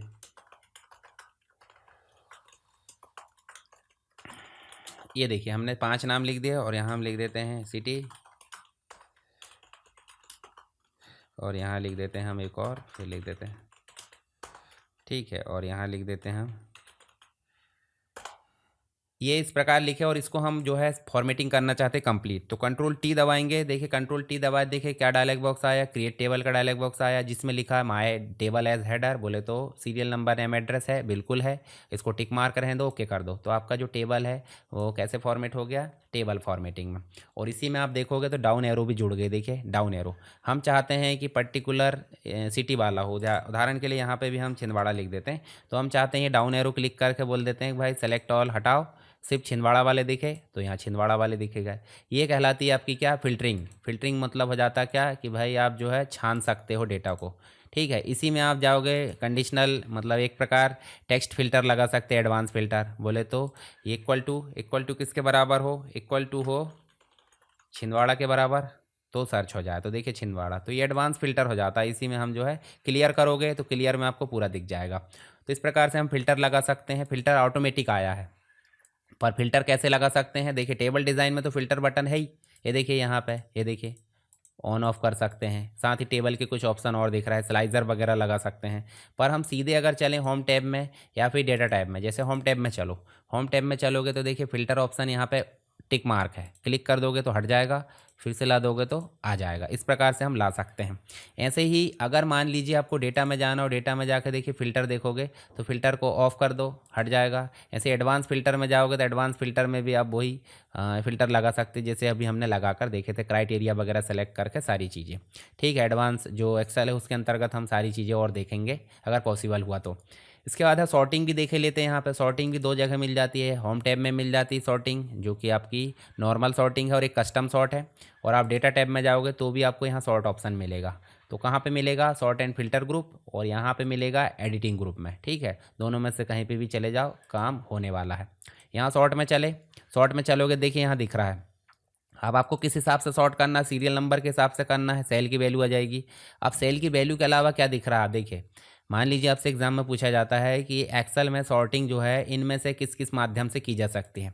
तो किसी भी चीज़ को सेलेक्ट करें तो किस माध्यम से की जाएगी, सेल की वैल्यू के हिसाब से कर सकते हैं, सेल के कलर के हिसाब से भी कर सकते हैं, फॉन्ट के कलर के हिसाब से भी कर सकते हैं। साथ ही यदि आपने कंडीशनल फॉर्मेटिंग अप्लाई किया है तो कंडीशनल फॉर्मेटिंग के आइकॉन के हिसाब से भी हम कर सकते हैं। कितनी चीज़ें होगी, 4। ये 4 चीज़ों के अलावा कुछ आएगा तो गलत बोल देना, ठीक है। चलिए अभी कर रहे हैं हम सेल की वैल्यू के हिसाब से।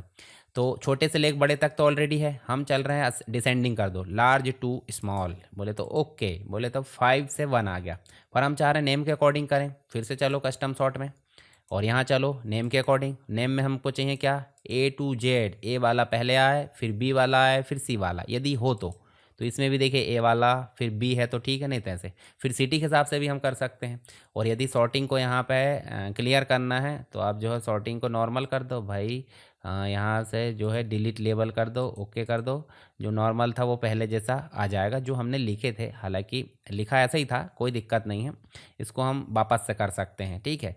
तो ये हो जाएगा आपका क्या, यहाँ भी सॉर्टिंग दिख रही, देखो फिल्टर में भी आपको स्मॉलेस्ट टू लार्जेस्ट जो आपका नंबर दिख रहा है इस प्रकार आप देख सकते हैं। देखिए ये इस प्रकार हो गया, 1 2 3 4 5 के क्रम में हो चुके हैं। तो हम जो है इसको क्लियर कर देते हैं और यहाँ से फ़िल्टर को भी हटा देते हैं। तो सॉर्टिंग एंड फिल्टरिंग आपको समझ में आ गई। आई होप सारी चीज़ें आपको क्लियर हो गई होगी एग्ज़ाम्स से रिलेटेड। तो यहाँ पे हमने कंडीशनल फॉर्मेटिंग भी देख ली है, आपको समझ में आ गया। अब बात कर लेते हैं थोड़ा सा क्या फार्मूला एंड फंक्शन की, जो काफ़ी इंपॉर्टेंट है आपके एक्सेल के अंतर्गत।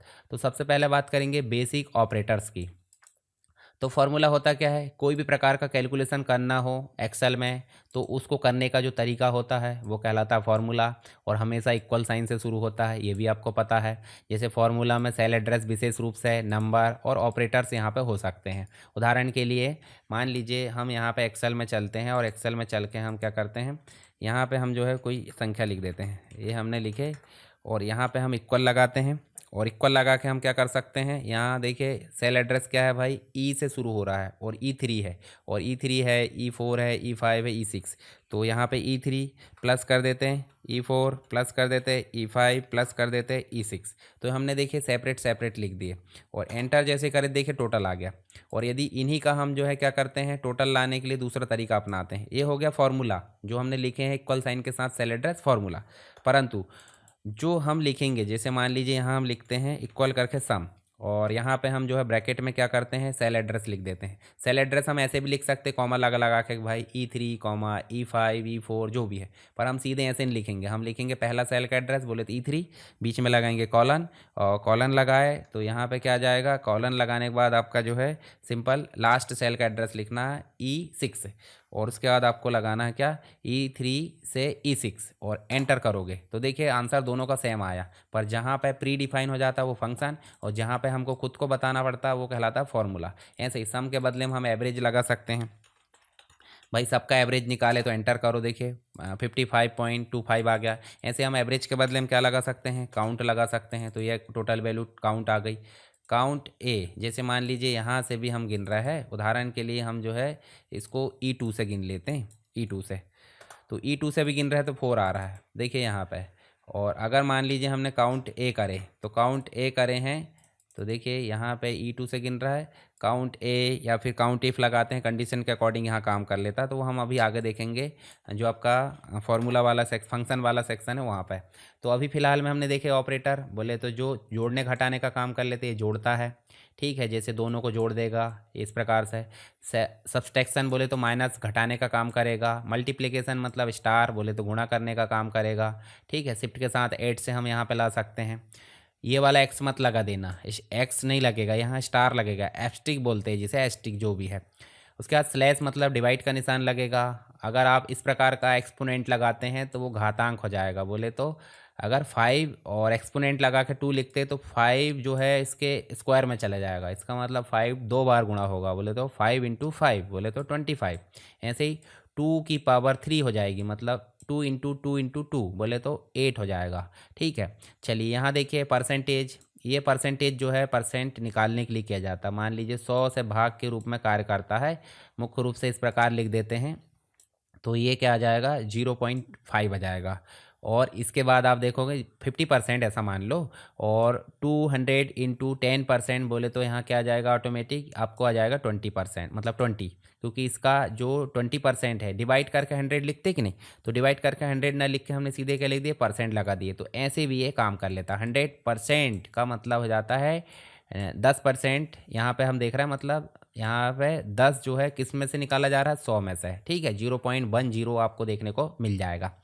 ऑपरेटर की जो प्राथमिकता है, प्रेसिडेंट गणना क्रम अगर देखें तो सबसे पहले एक्सपोनेंट आ जाएगा। अगर मान लो एक्सपोनेंट नहीं है तो डिवाइड आ जाएगा, गुणा आ जाएगा, प्लस माइनस इस प्रकार से बाद में देखने को मिल जाते हैं, ठीक है। चलिए यहाँ पे गुणा कैसे होगा, सबसे पहले इन दोनों का गुणा होगा, फिर उसके बाद जो गुणा निकल कर आएगा वो प्लस होगा, ठीक है।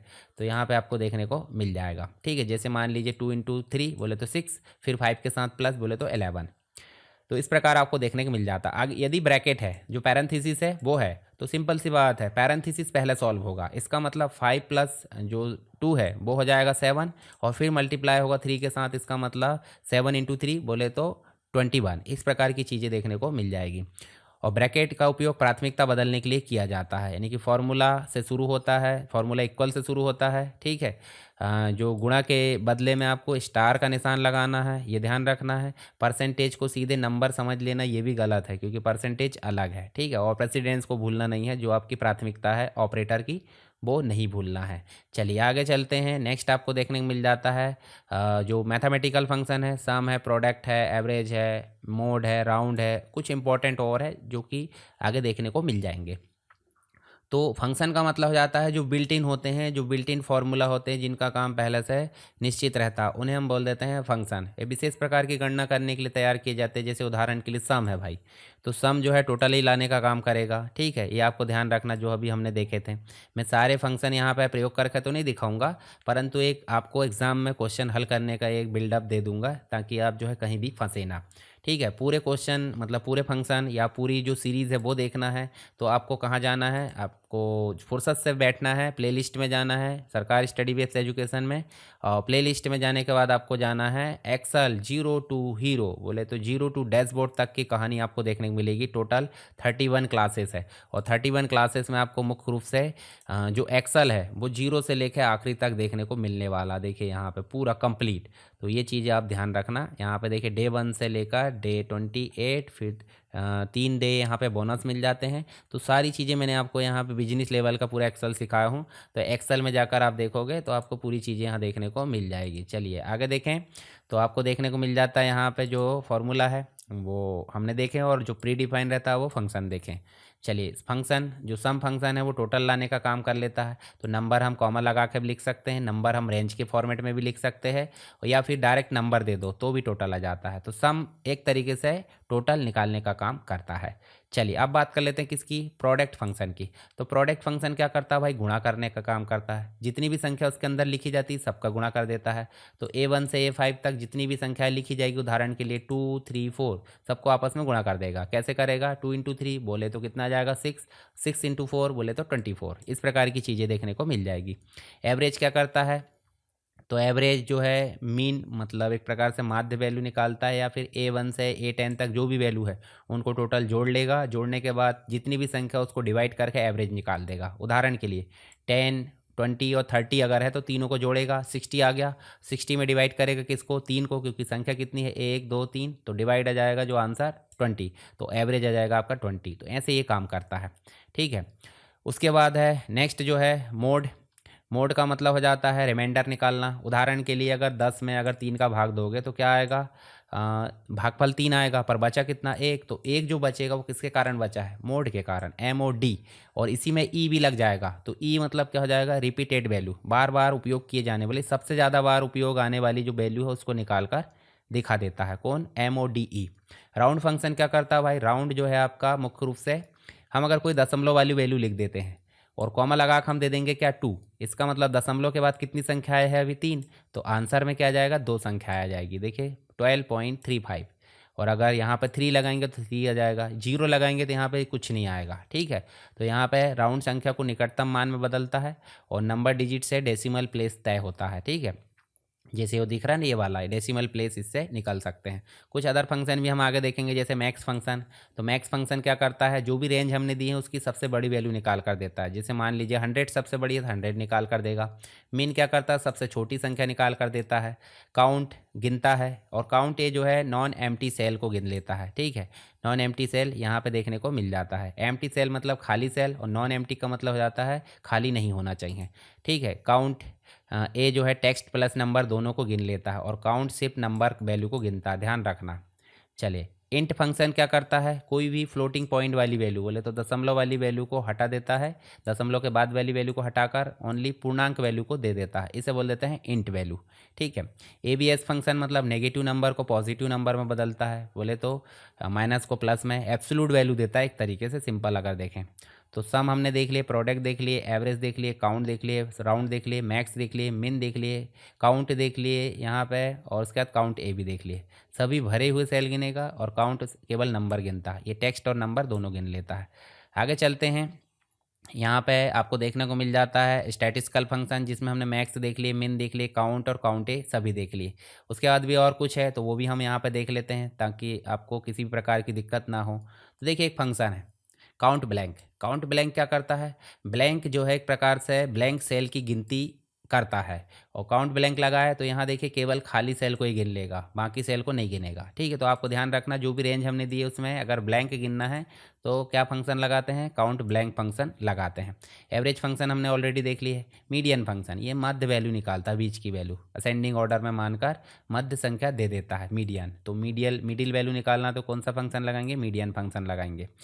जो मैंने बताया इतना, सबसे अधिक बार आने वाली वैल्यू को निकालता है कौन, MODE, और अगर ई हटा दे तो शेषफल निकालता है, ठीक है। तो ये आप देख लेना, यहाँ पे सारी चीज़ें लिखी हुई है।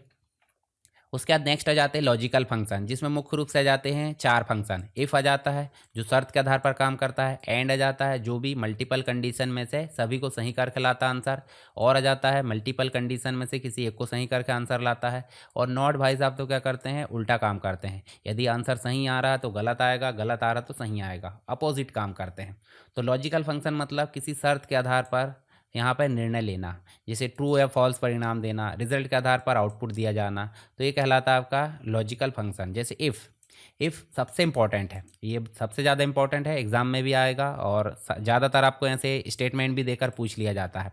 तो इफ़ फंक्शन किसी कंडीशन को चेक करता है, अगर कंडीशन सही है तो रिजल्ट आता है एक, और गलत है तो दूसरा रिजल्ट आता है। 2 रिजल्ट इसमें देना होता है। जैसे यहाँ लॉजिकल कंडीशन दी एक, तो एक रिजल्ट दे दिए ट्रू वाला, एक रिजल्ट दे दिए फॉल्स वाला। तो क्या होगा, ये कंडीशन अगर सही है तो आंसर होगा ए वाला, और अगर गलत है तो आंसर आएगा ए वाला। जैसे उदाहरण के लिए A1 में जो वैल्यू लिखी है वो वैल्यू है बड़ी या बराबर किसके, 33 के, तो आंसर आना चाहिए क्या, पास।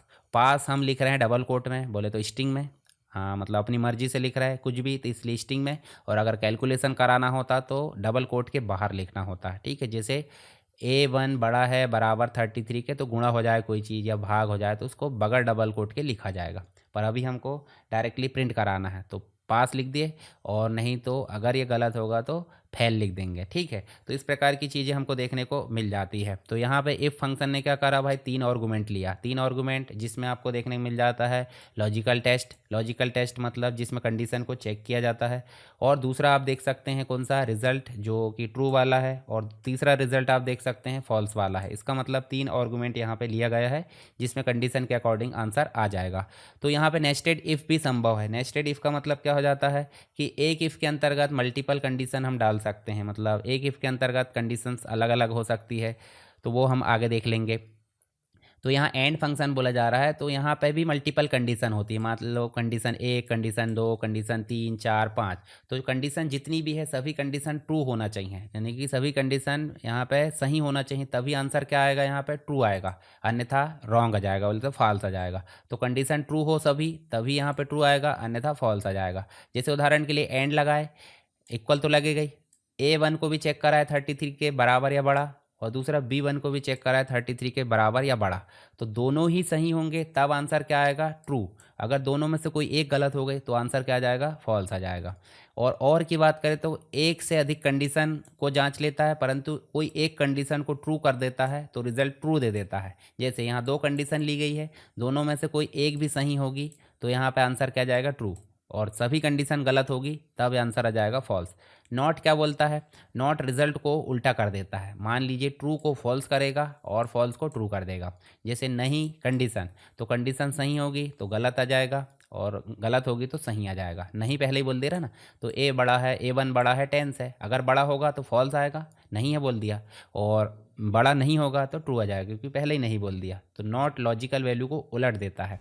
कभी कभी इफ़ और एंड और कॉम्बिनेशन के रूप में भी लगाया जा सकता है। जैसे मान लीजिए इफ़ लगाए और एंड करके हमने दे दी यहाँ पे कि भाई एंड अगर ये दोनों वैल्यू रहती है तो इसका आंसर क्या आएगा, ट्रू, और ट्रू आएगा तो क्या हो जाएगा, पास, और नहीं तो फेल आ जाएगा। ऐसे ही और भी लगा सकते हैं, ठीक है।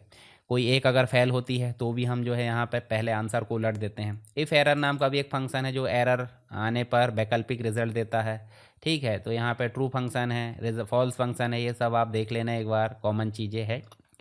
अब बात कर लेते हैं टेक्स्ट फंक्शन की। तो टेक्स्ट फंक्शन में आपको क्या देखने को मिल जाता है, टेक्स्ट फंक्शन में आपको मिल जाता है मुख्य रूप से टेक्स्ट से रिलेटेड कैलकुलेशन। अब टेक्स्ट में कैलकुलेशन नहीं होता, पर टेक्स्ट में जो है मैनिपुलेशन हो सकता है। कैसे, टेक्स्ट के डेटा को मैनिपुलेट किया जा सकता है, बाकी कैलकुलेट नहीं किया जा सकता। तो यहाँ पे नाम, पता, एड्रेस जो भी इसको सुधारने का काम, स्ट्रिंग पर काम करना, तो ये टेक्स्ट फंक्शन कहलाते हैं। जैसे सबसे पहले देखें लेन फंक्शन, तो जो भी टेक्स्ट हम देंगे उसकी कंप्लीट लेंथ निकालेगा। लेंथ मतलब हो जाता है स्पेस भी काउंट करेगा। तो जैसे RAM राम लिखा है तो यहाँ पे क्या हो जाएगा, 3 कैरेक्टर, पर यहाँ पे राम कुमार लिखा है तो 9 कैरेक्टर आ गए। कैसे, 3 ये हो गए और 5 ये हो गए, 3 और 5 8 हो गए, पर बीच में स्पेस कौन गिनेगा भाई, खाली स्पेस को भी गिन लेता है कौन, लेन फंक्शन। तो ये स्पेस को भी काउंट कर लेता है, कंप्लीट लेंथ दिखाता है। कॉनकैटिनेट का मतलब क्या हो जाता है, दो या दो से अधिक स्ट्रिंग को आपस में जोड़ देना। उदाहरण के लिए देखिए, एक टेक्स्ट लिखा, दो टेक्स्ट लिखा, तो ये जोड़कर क्या निकालेगा, आंसर। तो ऐसे यहाँ राम लिखे और कॉमा लगा के हमने डबल कोट में फिर क्या दे दिए, कुमार।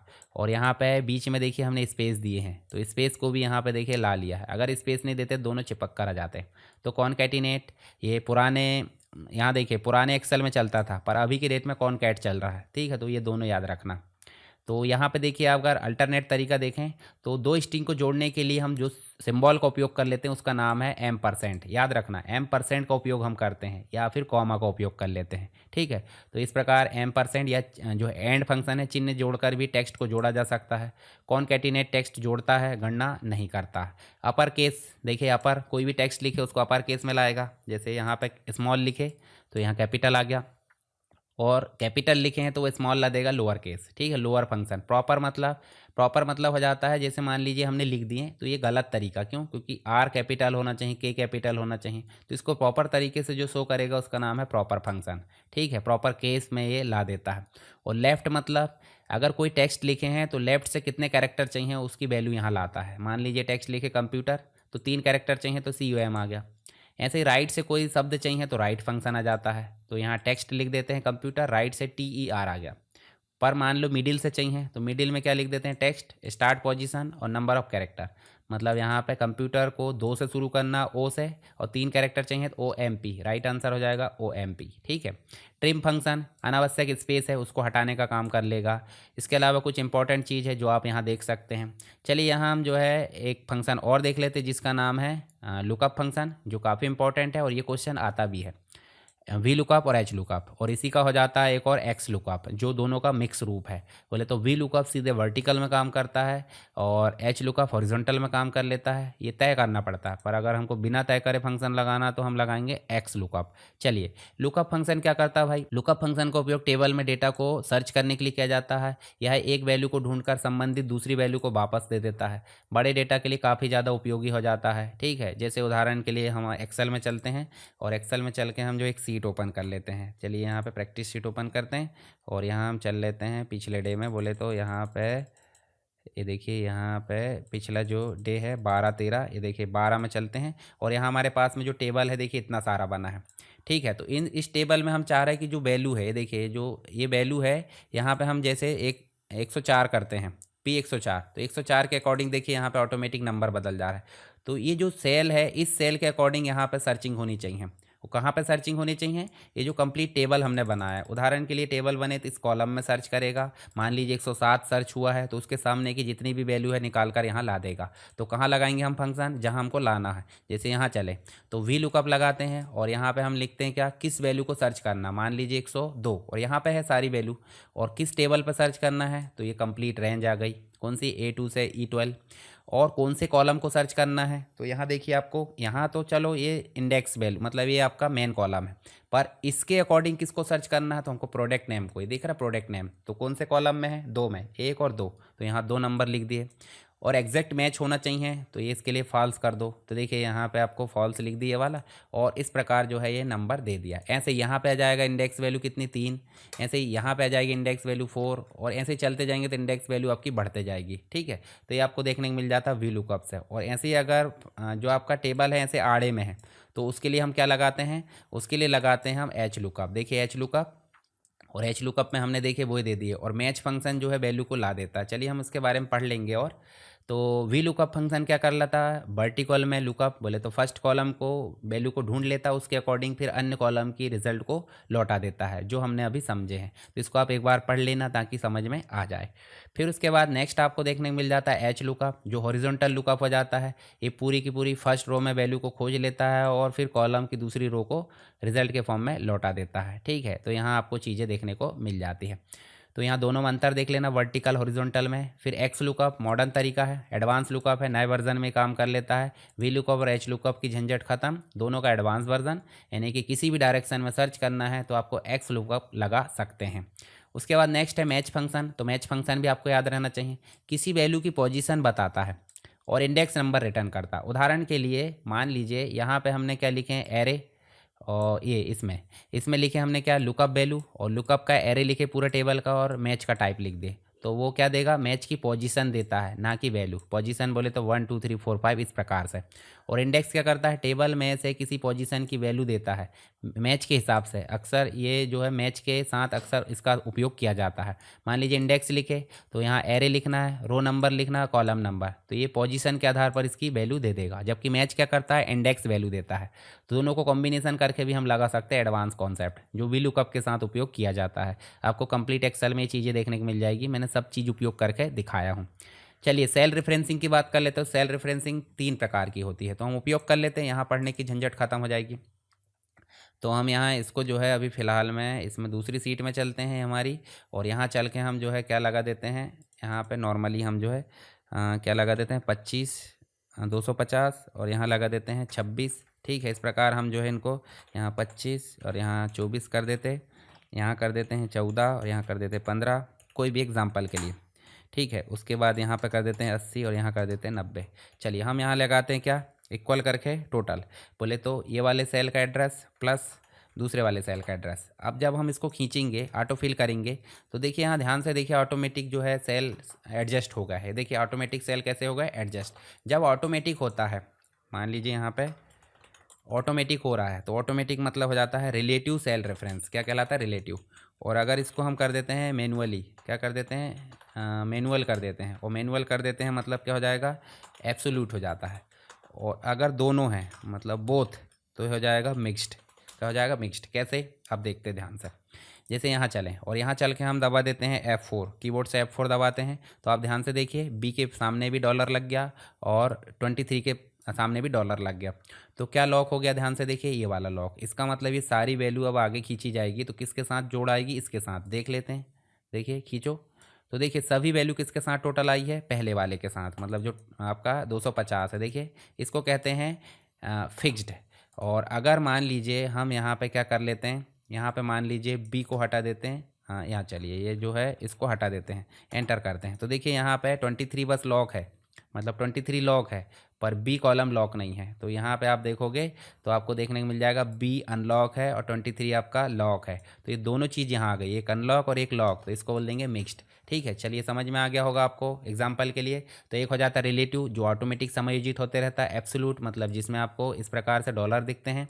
और मिक्स्ड का मतलब हो जाता है कोई एक, बोले तो कॉलम या रो दोनों में से कोई एक लॉक रहता है डॉलर के साइन से। F4 से हम लॉक कर सकते हैं ये चीज़ें। सॉर्टिंग हमने ऑलरेडी देख ली। सॉर्टिंग का मतलब क्या हो जाता है, असेंडिंग और डिसेंडिंग क्रम में इसको सॉर्ट करना। और सॉर्ट करने के लिए हमको क्या क्या चीज़ें मिल जाती है भाई, होम टैब में मिल जाता है, डेटा टैब में मिल जाता है, ये हमने देख लिए। उसके बाद हम नंबर के अकॉर्डिंग कर सकते हैं, फॉर कलर, फॉन्ट कलर के हिसाब से भी, फिल कलर के हिसाब से भी, और कंडीशनल फॉर्मेटिंग के हिसाब से भी इसको हम सॉर्ट कर सकते हैं। अच्छा, मल्टीपल कंडीशन के अकॉर्डिंग भी सॉर्ट कर सकते हैं, बोले तो ढेर सारे क्रम लगा कर भी। तो ये सॉर्टिंग आप देख लेना, मैंने पढ़ा दिया पहले ही। फिल्टर भी हमने देख लिया, एडवांस फिल्टर और auto filter. Auto filter particular record को छानना होता है। फिल्टर कहाँ मिलता है भाई, डेटा टैब में मिल जाता है, जो कि कंट्रोल शिफ्ट एल के साथ में भी मिल जाता है। ठीक है, तो आप शॉर्टकट याद रख लेना। उसके बाद ऑटो फिल्टर बोले तो ड्रॉप डाउन एरो हेडर के मतलब जो हेडर रो है उस पर ड्रॉप डाउन एरो जुड़ जाता है, और किसी भी शर्त के हिसाब से आप जो है फिल्टर लगा सकते हैं। तो यहाँ टेक्स्ट फिल्टर भी लगा सकते हैं जिसमें हमने लगाए थे। नंबर फिल्टर भी लगा सकते हैं, greater than less than. Date filter भी लगा सकते हैं, टू डे दिस मंथ। इसके अलावा आप जाओगे तो फिल्टर हटा भी सकते हैं। तो फिल्टर हटाने के लिए तो फिर ड्रॉप डाउन लिस्ट से हम हटा सकते हैं, या फिर डेटा टैब से।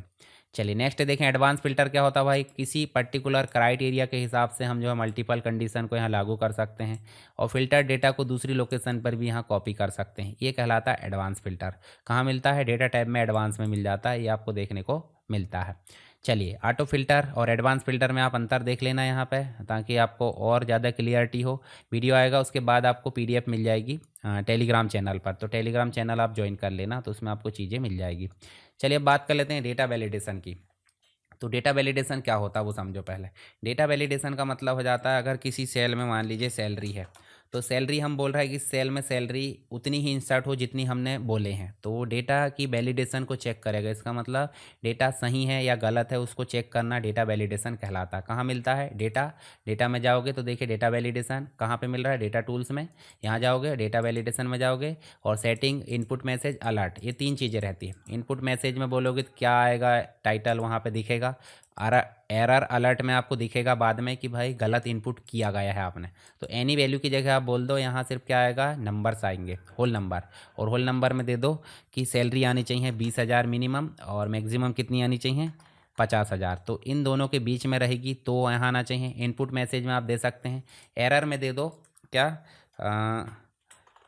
रॉन्ग डेटा, ठीक है। और यहाँ दे दो प्लीज़ एंटर वैलिड सैलरी और यहाँ पे कर देते ओके। मान लीजिए यहाँ हम 10,000 इनपुट करते हैं तो क्या बोल रहा है देखिए, प्लीज़ एंटर वैलिड सैलरी, साथ में बताना भी चाहिए। चलिए यहाँ पे हम कर देते हैं 55,000।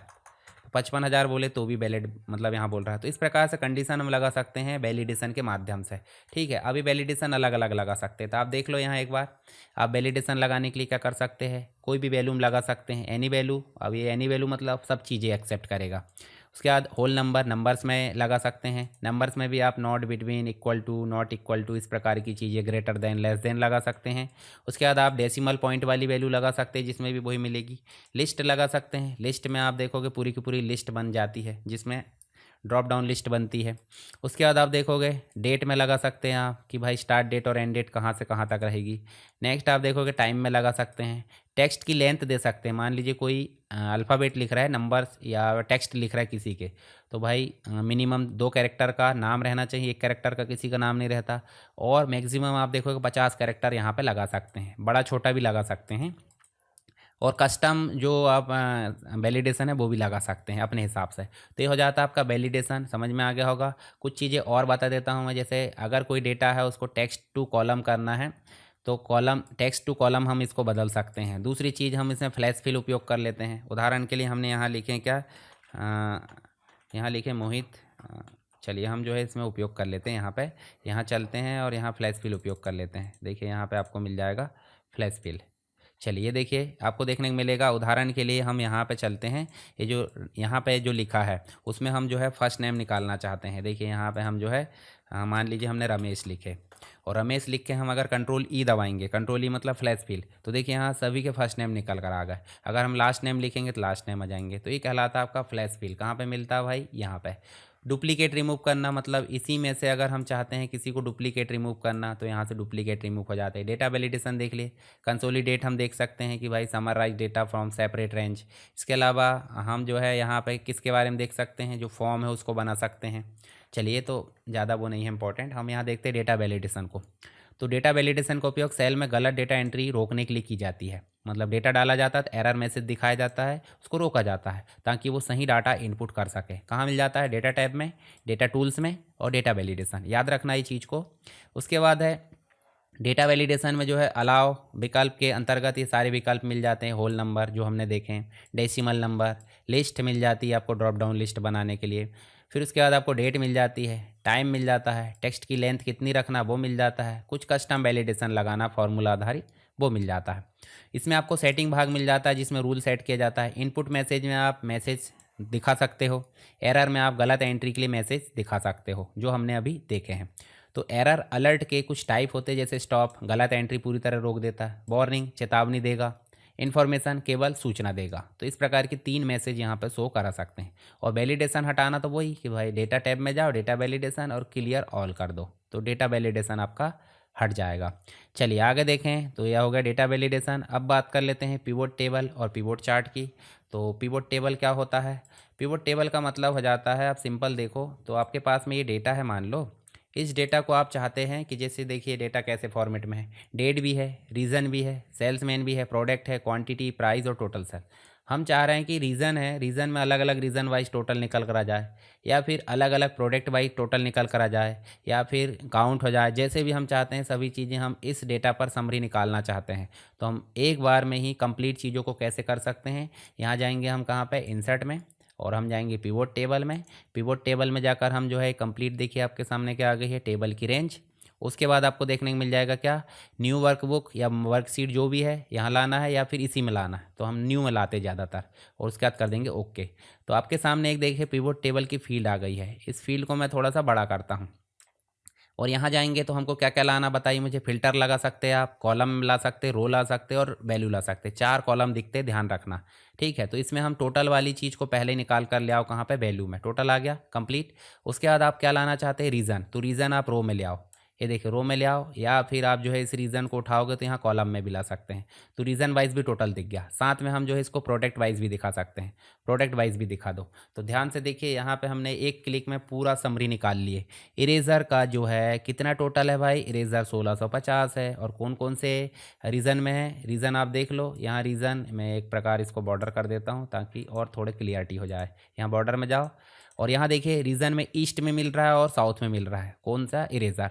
फिर फाइल फोल्डर की बात करें 1375 है, जो कहाँ मिल रहा है, नॉर्थ में और वेस्ट में। तो इस प्रकार हम जो है आसानी से समरी निकाल सकते हैं किसकी, जो आपका जो भी डेटा है उसकी। और इसी पर क्लिक करके हम कहाँ चलें, पिवट टेबल एनालाइज में चलें या फिर इंसर्ट में चलें। देखिए इंसर्ट में चलोगे तो पिवट टेबल, पिवट चार्ट मिल जाएगा।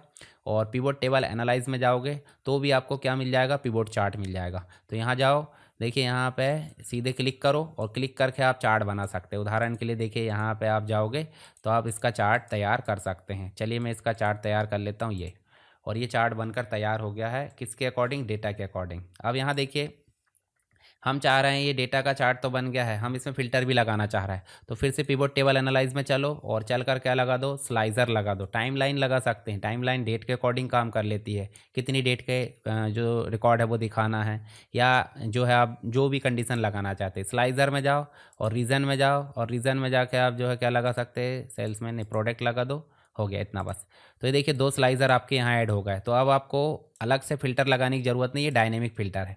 मान लीजिए ईस्ट का डेटा देखना है, तो ईस्ट का डेटा देखना, देखिए ईस्ट बस के डेटा दिख गया और उसका चार्ट भी दिख गया। तो इस प्रकार से डायनेमिक रूप से डैशबोर्ड बनाने के लिए इन सभी टूल्स का उपयोग किया जाता है। ऐसे ही स्पार्क लाइन भी दिखती है। मान लीजिए जो है आप जो डेटा दिखा रहे हो, डेटा के साइड में हम जो है कोई चीज़ दिखाना चाह रहे हैं तो उसके लिए स्पार्क लाइन का उपयोग किया जाता है। ठीक है, स्पार्क लाइन आपको डेटा के अंतर्गत ही कहाँ देखने को मिल जाएगी, देखिए डेटा में नहीं, रिव्यू व्यू यहाँ पे मिल जाएगी। इंसर्ट के अंतर्गत देखिए, इंसर्ट के अंतर्गत आपको मिल जाएगी स्पार्क लाइन, जिसमें आपको लाइन, कॉलम और विन लॉस, ये देखिए विन और लॉस, ये सारी चीज़ें मिल जाती है। ये भी छोटा चार्ट होता है एक तरीके से। इसके बाद नॉर्थ भी दिखाना, मल्टीपल दिखाना, नॉर्थ और ईस्ट दिखाना, भाई दोनों दिख गया, दोनों का अलग अलग कलर दिख रहा है। तो यहाँ चार्ट में देखिए, चार्ट में आपको जो चार्ट का ये देखिए बार्स दिख रहा है, ये नेम दिख रहा है, चार्ट का पूरा एरिया दिख रहा है, लीजेंड दिख रहा है। चार्ट का टाइटल हम ऐड कर सकते हैं। कौन कौन सी चीज़ ऐड कर सकते हैं, तो हम जो है यहाँ डिज़ाइन में जाओ, डिज़ाइन में जाकर देखिए ऐड एलिमेंट में जाओ। तो इसका एक्सिस होता है प्राइमरी और जो वर्टिकल जो भी है। ऐड टाइटल कर सकते हैं, देखिए हॉरिजॉन्टल और वर्टिकल जहाँ भी लेना, यहाँ पे टाइटल एक्सिस टाइटल हो जाता है। और एक हो जाता है आपका कौन सा, एबव, देखिए चार्ट का टाइटल ऊपर आ गया। डेटा देखिए डेटा टेबल भी दिख जाएगा यहाँ पे, डेटा कॉल आउट। उसके बाद डेटा टेबल बोले तो टेबल नीचे दिखने लगा, देखिए इस प्रकार से। उसके बाद है एरर बार भी दिख जाएगी, देखिए इस प्रकार से आप ग्रिड लाइन दिखा सकते हैं। लीजेंट आप दिखा सकते हैं, किस साइड दिखाना, नहीं दिखाना, नहीं दिखा सकते हैं। तो ये सभी चीज़ें आपको याद रहनी चाहिए जब चार्ट के टाइटल है। इनमें से पूछ लिया जाता है कौन सा चार्ट का टाइटल नहीं है। चलिए आगे चलते हैं हम कहाँ पे, हमारे जो पीपीटी है उसमें। पिवट टेबल क्या होता है भाई, पिवट टेबल एक डेटा एनालिसिस टूल है। यह बड़े डेटा को समरी फॉर्म में दिखाता है। उसके बाद टोटल, काउंट, एवरेज आदि जल्दी निकाल सकते हैं। डेटा को ग्रुप और रीअरेंज करने में इसकी जो है हेल्प ली जाती है। पिवट टेबल डेटा को समरी के रूप में प्रस्तुत करता है। और कहाँ मिलता है, इंसर्ट में जाओ, पिवट टेबल में जाओ तो ये मिल जाता है। बनाने के स्टेप्स मैंने बता दिए हूँ कैसे बनाते हैं। कभी स्टेप अगर पूछा जाए तो भी आपको पता होने चाहिए।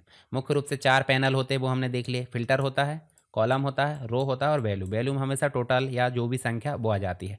रो में हम रो लेवल के डेटा दिखा सकते हैं, कॉलम हेडर के रूप में दिखा सकते हैं। कैलकुलेशन के लिए मान लो सम, काउंट और एवरेज निकालना है तो आपको वैल्यू लेना होता है। फिल्टर बोले तो स्पेसिफिक डेटा फिल्टर करने के लिए इसका उपयोग किया जाता है। वैल्यू एरिया में कैलकुलेशन होता है। पिवट टेबल में कैलकुलेशन बोले तो डिफ़ॉल्ट कैलकुलेशन मतलब सम हो जाता है, बाकी आप बाद में बदलना तो बदल भी सकते हैं। आगे देखिए पिवोट चार्ट। पिवोट चार्ट का जो है एक प्रकार से पिवोट टेबल का ग्राफिकल रिप्रेजेंटेशन क्या कहलाता है, पिवोट चार्ट कहलाता है। और ऐसे ही डेटा का ग्राफिकल रिप्रेजेंटेशन चार्ट कहलाता है। चार्ट के कितने प्रकार होते हैं वो हम देख लेते हैं एक बार चल के। जैसे आप यहाँ जाओ और यहाँ चेंज चार्ट के टाइप में जाओगे तो आपको ढेर सारे चार्ट के टाइप मिलेंगे। तो अगर आपसे एग्जाम में पूछा जाता है कि इनमें से कौन सा चार्ट है कौन सा नहीं है, तो आपको इन चार्ट के नाम थोड़े से याद रहने चाहिए। जैसे कि कॉलम है, लाइन है, पाई चार्ट है, बार, एरिया, स्केटर या एक्स वाई, मैप है, stock, surface, radar, tree map, sunburst, histogram, box and whisker, उसके बाद है वाटरफॉल, फनल है और कॉम्बो। ये सब चार्ट के नाम हैं। इन चार्ट के नाम आप थोड़ा सा एक दो बार पढ़ लो तो उससे क्या होगा, एग्जाम में अगर आएगा तो आपसे बन जाएगा। उसके बाद पिवोट चार्ट कहाँ मिलेगा भाई, इंसर्ट टैब में भी मिल जाता है और पिवोट एनालाइज टूल में भी मिल जाता है, पिवोट टेबल एनालाइज में। ठीक है, तो दो जगह आपको मिल जाता है, ये ध्यान रखना है। और पिवोट टेबल और नॉर्मल टेबल में अंतर, तो यहाँ पे देखिए पिवोट टेबल समरी निकालता है और नॉर्मल टेबल रॉ डाटा होता है। डायनेमिक होता है पिवोट टेबल बिल्कुल, और नॉर्मल टेबल डायनेमिक नहीं होता। ड्रैग एंड ड्रॉप यहाँ पे पॉसिबल है पिवोट टेबल में, परंतु नॉर्मल टेबल में पॉसिबल नहीं है। चलिए आगे देखें, तो यहाँ पे देखें पिवोट टेबल रॉ डेटा को मॉडिफाई नहीं करता है। ठीक है, ये देखने को मिल जाएगा भाई।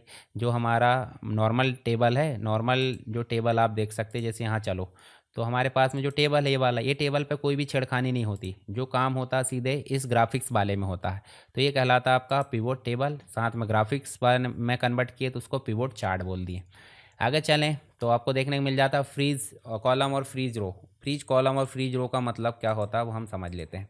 जैसे उदाहरण के लिए हमने यहाँ पे सेलेक्ट करे, ये इतना, यहाँ पे इतना सेलेक्ट करे और हम चलते कहाँ व्यू में, और यहाँ कर लेते हैं हम फ्रीज में टॉप रो या फ्रीज पैन कर देते हैं। जब हम ऐसे स्क्रॉल करेंगे तो देखिए आपका जो है ये फ्रीज हो गया है, ये देखिए हो गया। और अगर हम इसको अनफ्रीज करना चाहते हैं तो देखिए अनफ्रीज कर दो। ऐसे ही हम इसमें देखिए फर्स्ट कॉलम को फ्रीज कर देते हैं, मान लीजिए फर्स्ट कॉलम फ्रीज हो गया। जब हम स्क्रॉल बार से ऐसे खसकाएंगे देखिए ये अनफ्रीज करना पड़ेगा तब ये हटेगा, नहीं तो ये फ्रीज रहेगा। फिर अनफ्रीज कर दो, देखिए अनफ्रीज कर देंगे तो इस प्रकार से वापस हो जाएगा। तो फ्रीज अनफ्रीज कहाँ मिल रहा भाई आपको, ये विंडो वाले ग्रुप में मिल रहा, व्यू टैब के अंतर्गत, याद रखना ये चीज़ है। फ्रीज पेन आप समझ गए, तो विंडो टैब में फ्रीज पेन ऑप्शन के अंतर्गत यहाँ देखने को मिल जाता है। ठीक है, ये सारी चीज़ें हमने जो उपयोग करके देखें वो आपको देखने को मिल जाएगा। कस्टम भी हम कर सकते हैं और हम फर्स्ट कॉलम और फर्स्ट रो भी कर सकते हैं। उसके अलावा नेक्स्ट आपको देखने को मिल जाएगा यहाँ पे गोल सीक और सिनेरियो। मैंने शुरू में ही बताया था गोल सीक, जब हमको आउटपुट पता है, इनपुट की जानकारी चाहिए तो हमको गोल सीक की ज़रूरत पड़ती है। और सिनेरियो मैनेजर मतलब अलग अलग जो सिनेरियो हो उसके हिसाब से हमको प्लानिंग करना हो। तो सीधे अगर बात करें तो ये दोनों ऑप्शन व्हाट इफ एनालिसिस कहलाते हैं। व्हाट इफ एनालिसिस मतलब इसका उपयोग जो है अलग अलग वैल्यू बदलकर रिजल्ट देखने के लिए किया जाता है, या भविष्य की योजना प्लानिंग में उपयोगी होता है, या फॉर्मूला आधारित कैलकुलेशन पर काम करता है। और goal seek scenario manager what if analysis के भाग के रूप में यहाँ पे काम करता है।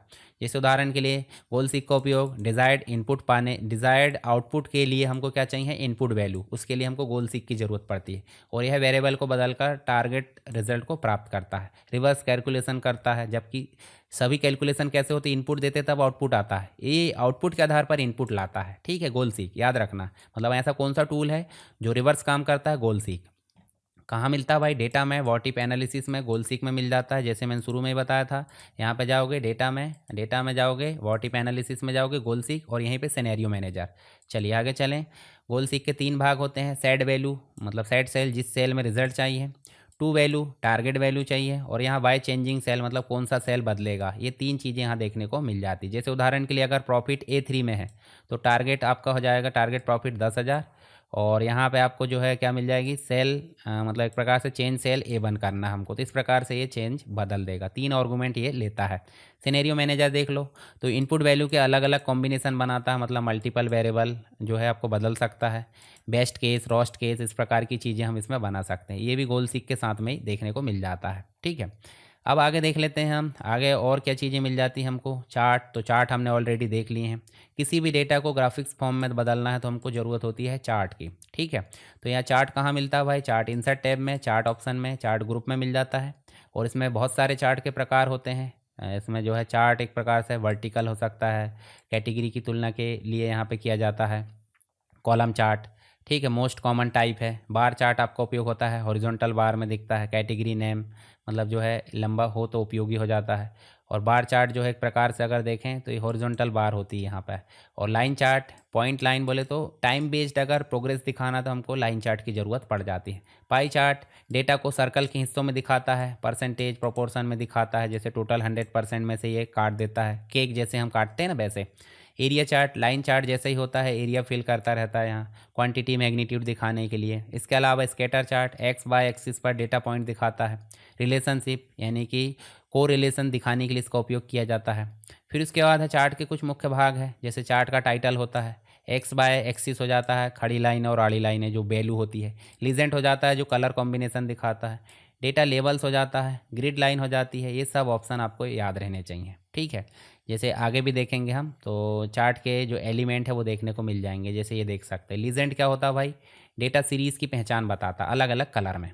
और उसके बाद लीजेंड जोड़ने का तरीका हमने देखे लिए थे। चार्ट सेलेक्ट करें, चार्ट एलिमेंट में जाओ और लीजेंड पोजीशन आप रख सकते हैं 4 प्रकार से। उसके बाद है डेटा लेबल।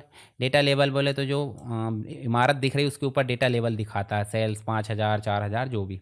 डेटा लेबल जोड़ने के लिए भी वही तरीका है। एक्सिस टाइटल, तो एक्सिस टाइटल एक्स और वाई टाइटल का नाम जोड़ने के लिए हो जाते हैं।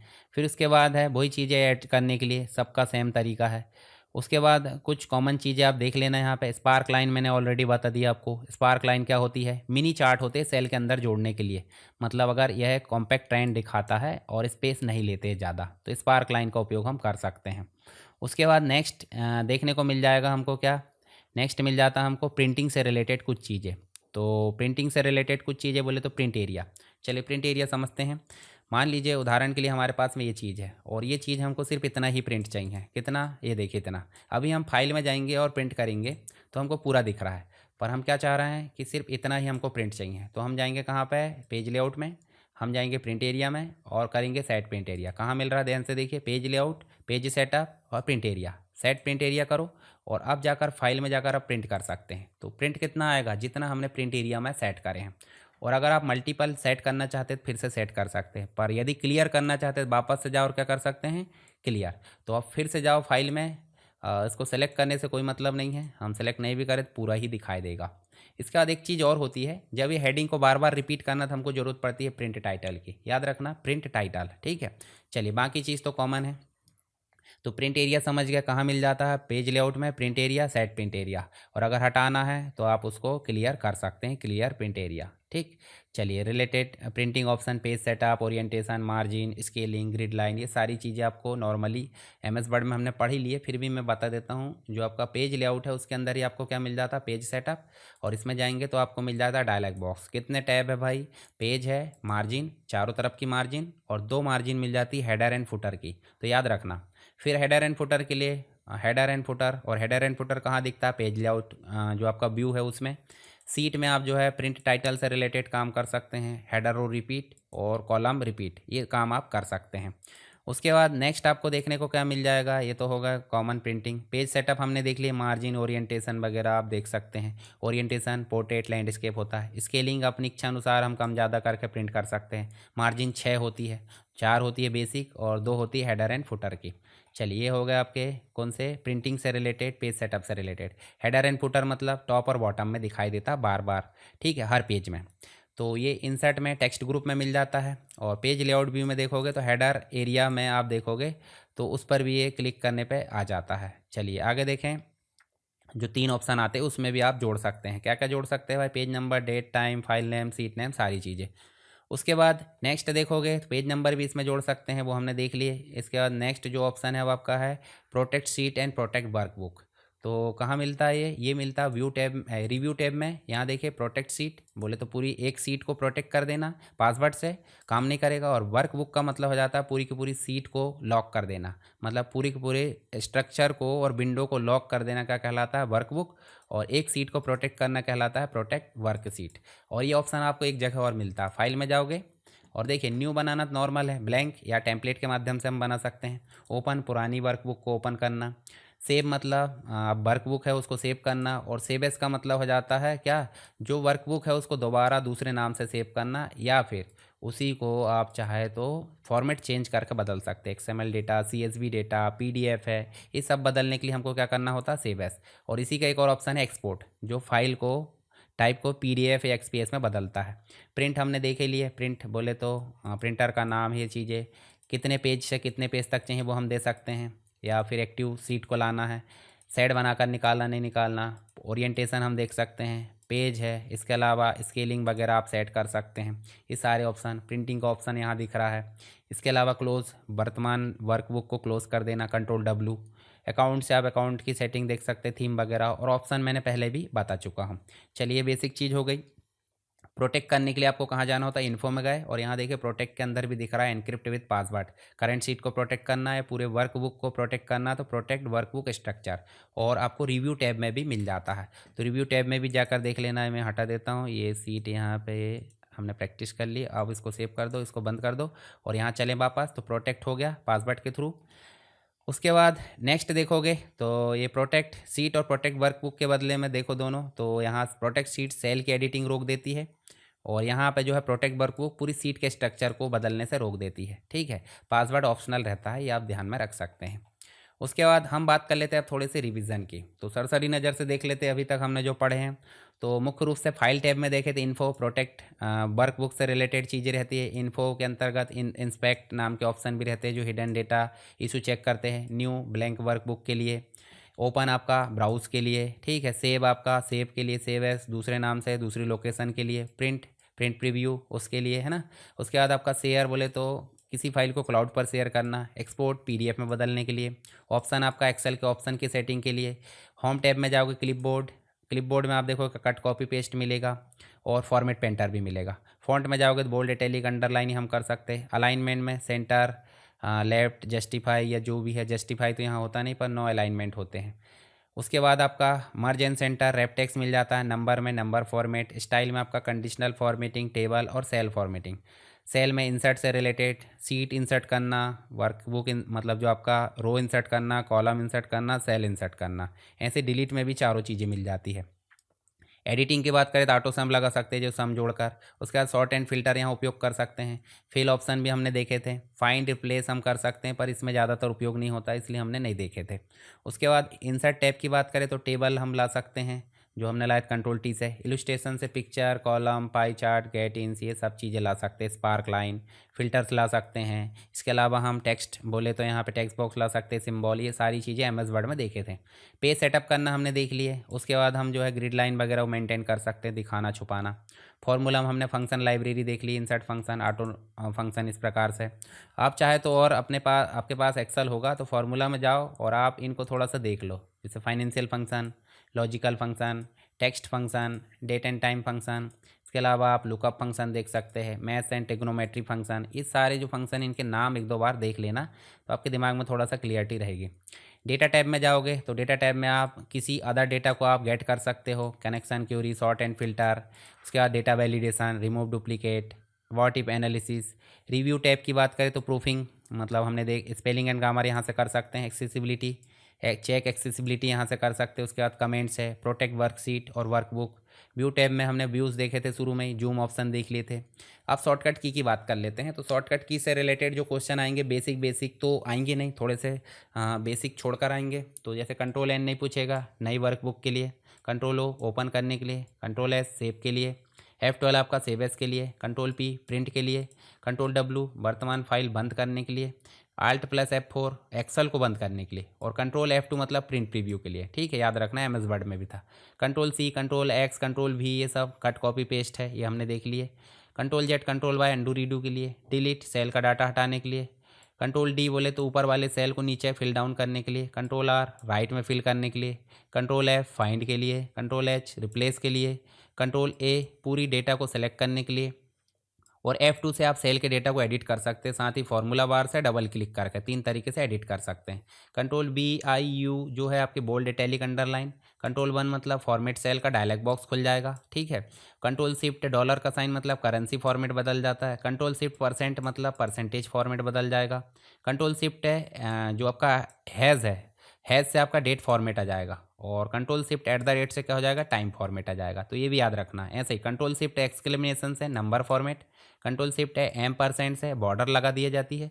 और कंट्रोल शिफ्ट है अंडरस्कोर से बॉर्डर हटा दी जाती है। ठीक है, माइनस जो भी है। फिर उसके बाद नेविगेशन बोले तो एरो की से ऊपर नीचे दाएं बाएं जा सकते हैं। कंट्रोल प्लस एरो से डेटा की अंतिम सेल तक जा सकते हैं जो हमने देखे शुरू में। होम से शुरू की मतलब जो रो की शुरुआत में चले जाते हैं। और कंट्रोल प्लस होम से A1 में चले जाते हैं। कंट्रोल प्लस एंड से अंतिम उपयोग की गई सेल में चले जाते हैं। पेज अप से एक स्क्रीन ऊपर और डाउन से एक स्क्रीन नीचे। आल्ट प्लस पेज अप से एक स्क्रीन बाएं और एक स्क्रीन दाएं बोले तो डाउन से। ठीक है, कुछ शॉर्टकट की सिलेक्शन की है। शिफ्ट के साथ एरो की दबाए तो एक एक सेल करके हम सेलेक्ट कर सकते हैं, और कंट्रोल शिफ्ट एरो की दबाए तो पूरी डेटा रेंज को सेलेक्ट कर सकते हैं। कंट्रोल के साथ स्पेस दबाएं तो पूरे कॉलम को सेलेक्ट कर सकते हैं। शिफ्ट के साथ स्पेस दबाएं तो पूरे पूरे रो को सेलेक्ट कर सकते हैं। ऐसे कंट्रोल के साथ शिफ्ट प्लस स्पेस दबाएं तो पूरी सीट सेलेक्ट हो जाएगी। कंट्रोल के साथ क्लिक करें तो अलग अलग सेल का यहाँ सिलेक्शन किया जा सकता है। अब रो और कॉलम से रिलेटेड शॉर्टकट देखें तो control plus shift plus plus, यानी कि प्लस का सिंबल है, तो नई रो और नया कॉलम इंसर्ट कर सकते हैं। और अगर इसी के साथ हम कंट्रोल प्लस माइनस करते हैं तो ये रो और कॉलम हट जाती है। कंट्रोल के साथ 9 दबाएं तो रो हाइड होगी। कंट्रोल प्लस शिफ्ट 9 दबाएं तो रो अनहाइड होगी। कंट्रोल 0 दबाएं तो कॉलम हाइड होगा। कंट्रोल शिफ्ट 0 दबाएं तो कॉलम अनहाइड होगा। फार्मूला रिलेटेड देखें तो इक्वल साइन फार्मूला शुरू करने के लिए अल्टर प्लस इक्वल दबाएं तो ऑटो सम, F4 दबाए तो एब्सोल्यूट और रिलेटिव यहाँ कन्वर्ट हो जाता है, डॉलर लग जाता है, बताया था मैंने। कंट्रोल के साथ एपोस्ट्रोफी लगाए तो फार्मूला शो हाइड हो जाता है। और कंट्रोल मतलब शिफ्ट के साथ F3 दबाएं तो फंक्शन इंसर्ट हो जाते हैं। F9 कैलकुलेट सीट हो जाती है। Control plus alt plus 9 F9 बोले तो फुल कैलकुलेशन। वर्क सीट से रिलेटेड देखें तो शिफ्ट के साथ F11 दबाएं तो नई वर्क सीट आ जाती है। कंट्रोल के साथ पेज अप दबाएं तो पिछली सीट पर चले जाएंगे। कंट्रोल के साथ पेज डाउन करें तो अगली सीट में चले जाएंगे। कंट्रोल देखिए alt plus H plus O plus R, ये मैनुअली वाली शॉर्टकट है। जो मैंने बताया था ना, आल्ट के साथ एच दबाते हैं तो उस वाली, तो सीट का रीनेम इससे हो जाएगा। Alt plus E plus L करे तो सीट को डिलीट कर सकते हैं, ठीक है। अब डेटा और मिसलिनियस शॉर्टकट देखें तो कंट्रोल टी से टेबल बनता है, हमने देखे थे। आल्ट प्लस डाउन एरो दबाए तो फिल्टर लिस्ट खोल दी जाती है। Control plus shift plus L दबाए तो फिल्टर ऑन ऑफ हो जाता है। कंट्रोल के साथ के दबाए तो हाइपर लिंक। कंट्रोल के साथ कॉलन दबाए तो करेंट डेट, और अगर कंट्रोल शिफ्ट के साथ कॉलन दबाए तो करेंट टाइम आ जाता है, ठीक है। टुडे नाउ फंक्शन सारी चीज़ें आप देख सकते हैं। कंट्रोल के साथ एंटर दबाए तो एक साथ कई सेल में डेटा फिल कर सकते हैं। और कंट्रोल के साथ बैक स्पेस दबाएं तो एक्टिव सेल दिखा दिया जाता है। उसके बाद आप जो है आल्ट के साथ F8 दबाओगे तो मैक्रो डायलॉग बॉक्स यहाँ पे दिख जाएगा। चलिए, एक प्रकार से हमने पूरा एक्सेल का ओवरव्यू बहुत ही कम समय में यहाँ कर लिया है। सारी चीज़ें आपको समझ में आ गई होगी। फिर भी अगर कोई डाउट रहता तो आप बता सकते हैं, और अगली जो भी यूनिट बची है वो हम जल्दी लाने की कोशिश करेंगे। आप मुझे कमेंट बॉक्स में बताइए कि सबसे पहले कौन सी यूनिट लाना है। जो यूनिट के ज़्यादा मतलब जो है प्रेफरेंसेस रहेगी, यानी ज़्यादा क्यूरीज रहेगी, उस यूनिट की वीडियो मैं सबसे पहले लेकर आऊँगा। तो ये आपकी जिम्मेदारी है, आप कमेंट कीजिए जो भी चीज़ें मैं पूछता हूँ। और एक और चीज़, अपनी सिटी का नाम ज़रूर लिख देना है कमेंट बॉक्स में कि आप किस सिटी से हो। वीडियो पसंद आए तो वीडियो को लाइक करें, अपने दोस्तों के साथ शेयर करें, और पहली बार चैनल पर आए हैं तो सब्सक्राइब कर लीजिए ताकि आने वाली वीडियोज़ के लिए आपको भटकना ना पड़े। चलिए मिलते हैं इसी प्रकार नेक्स्ट अगली वीडियो के साथ में, तब तक के लिए जय हिंद।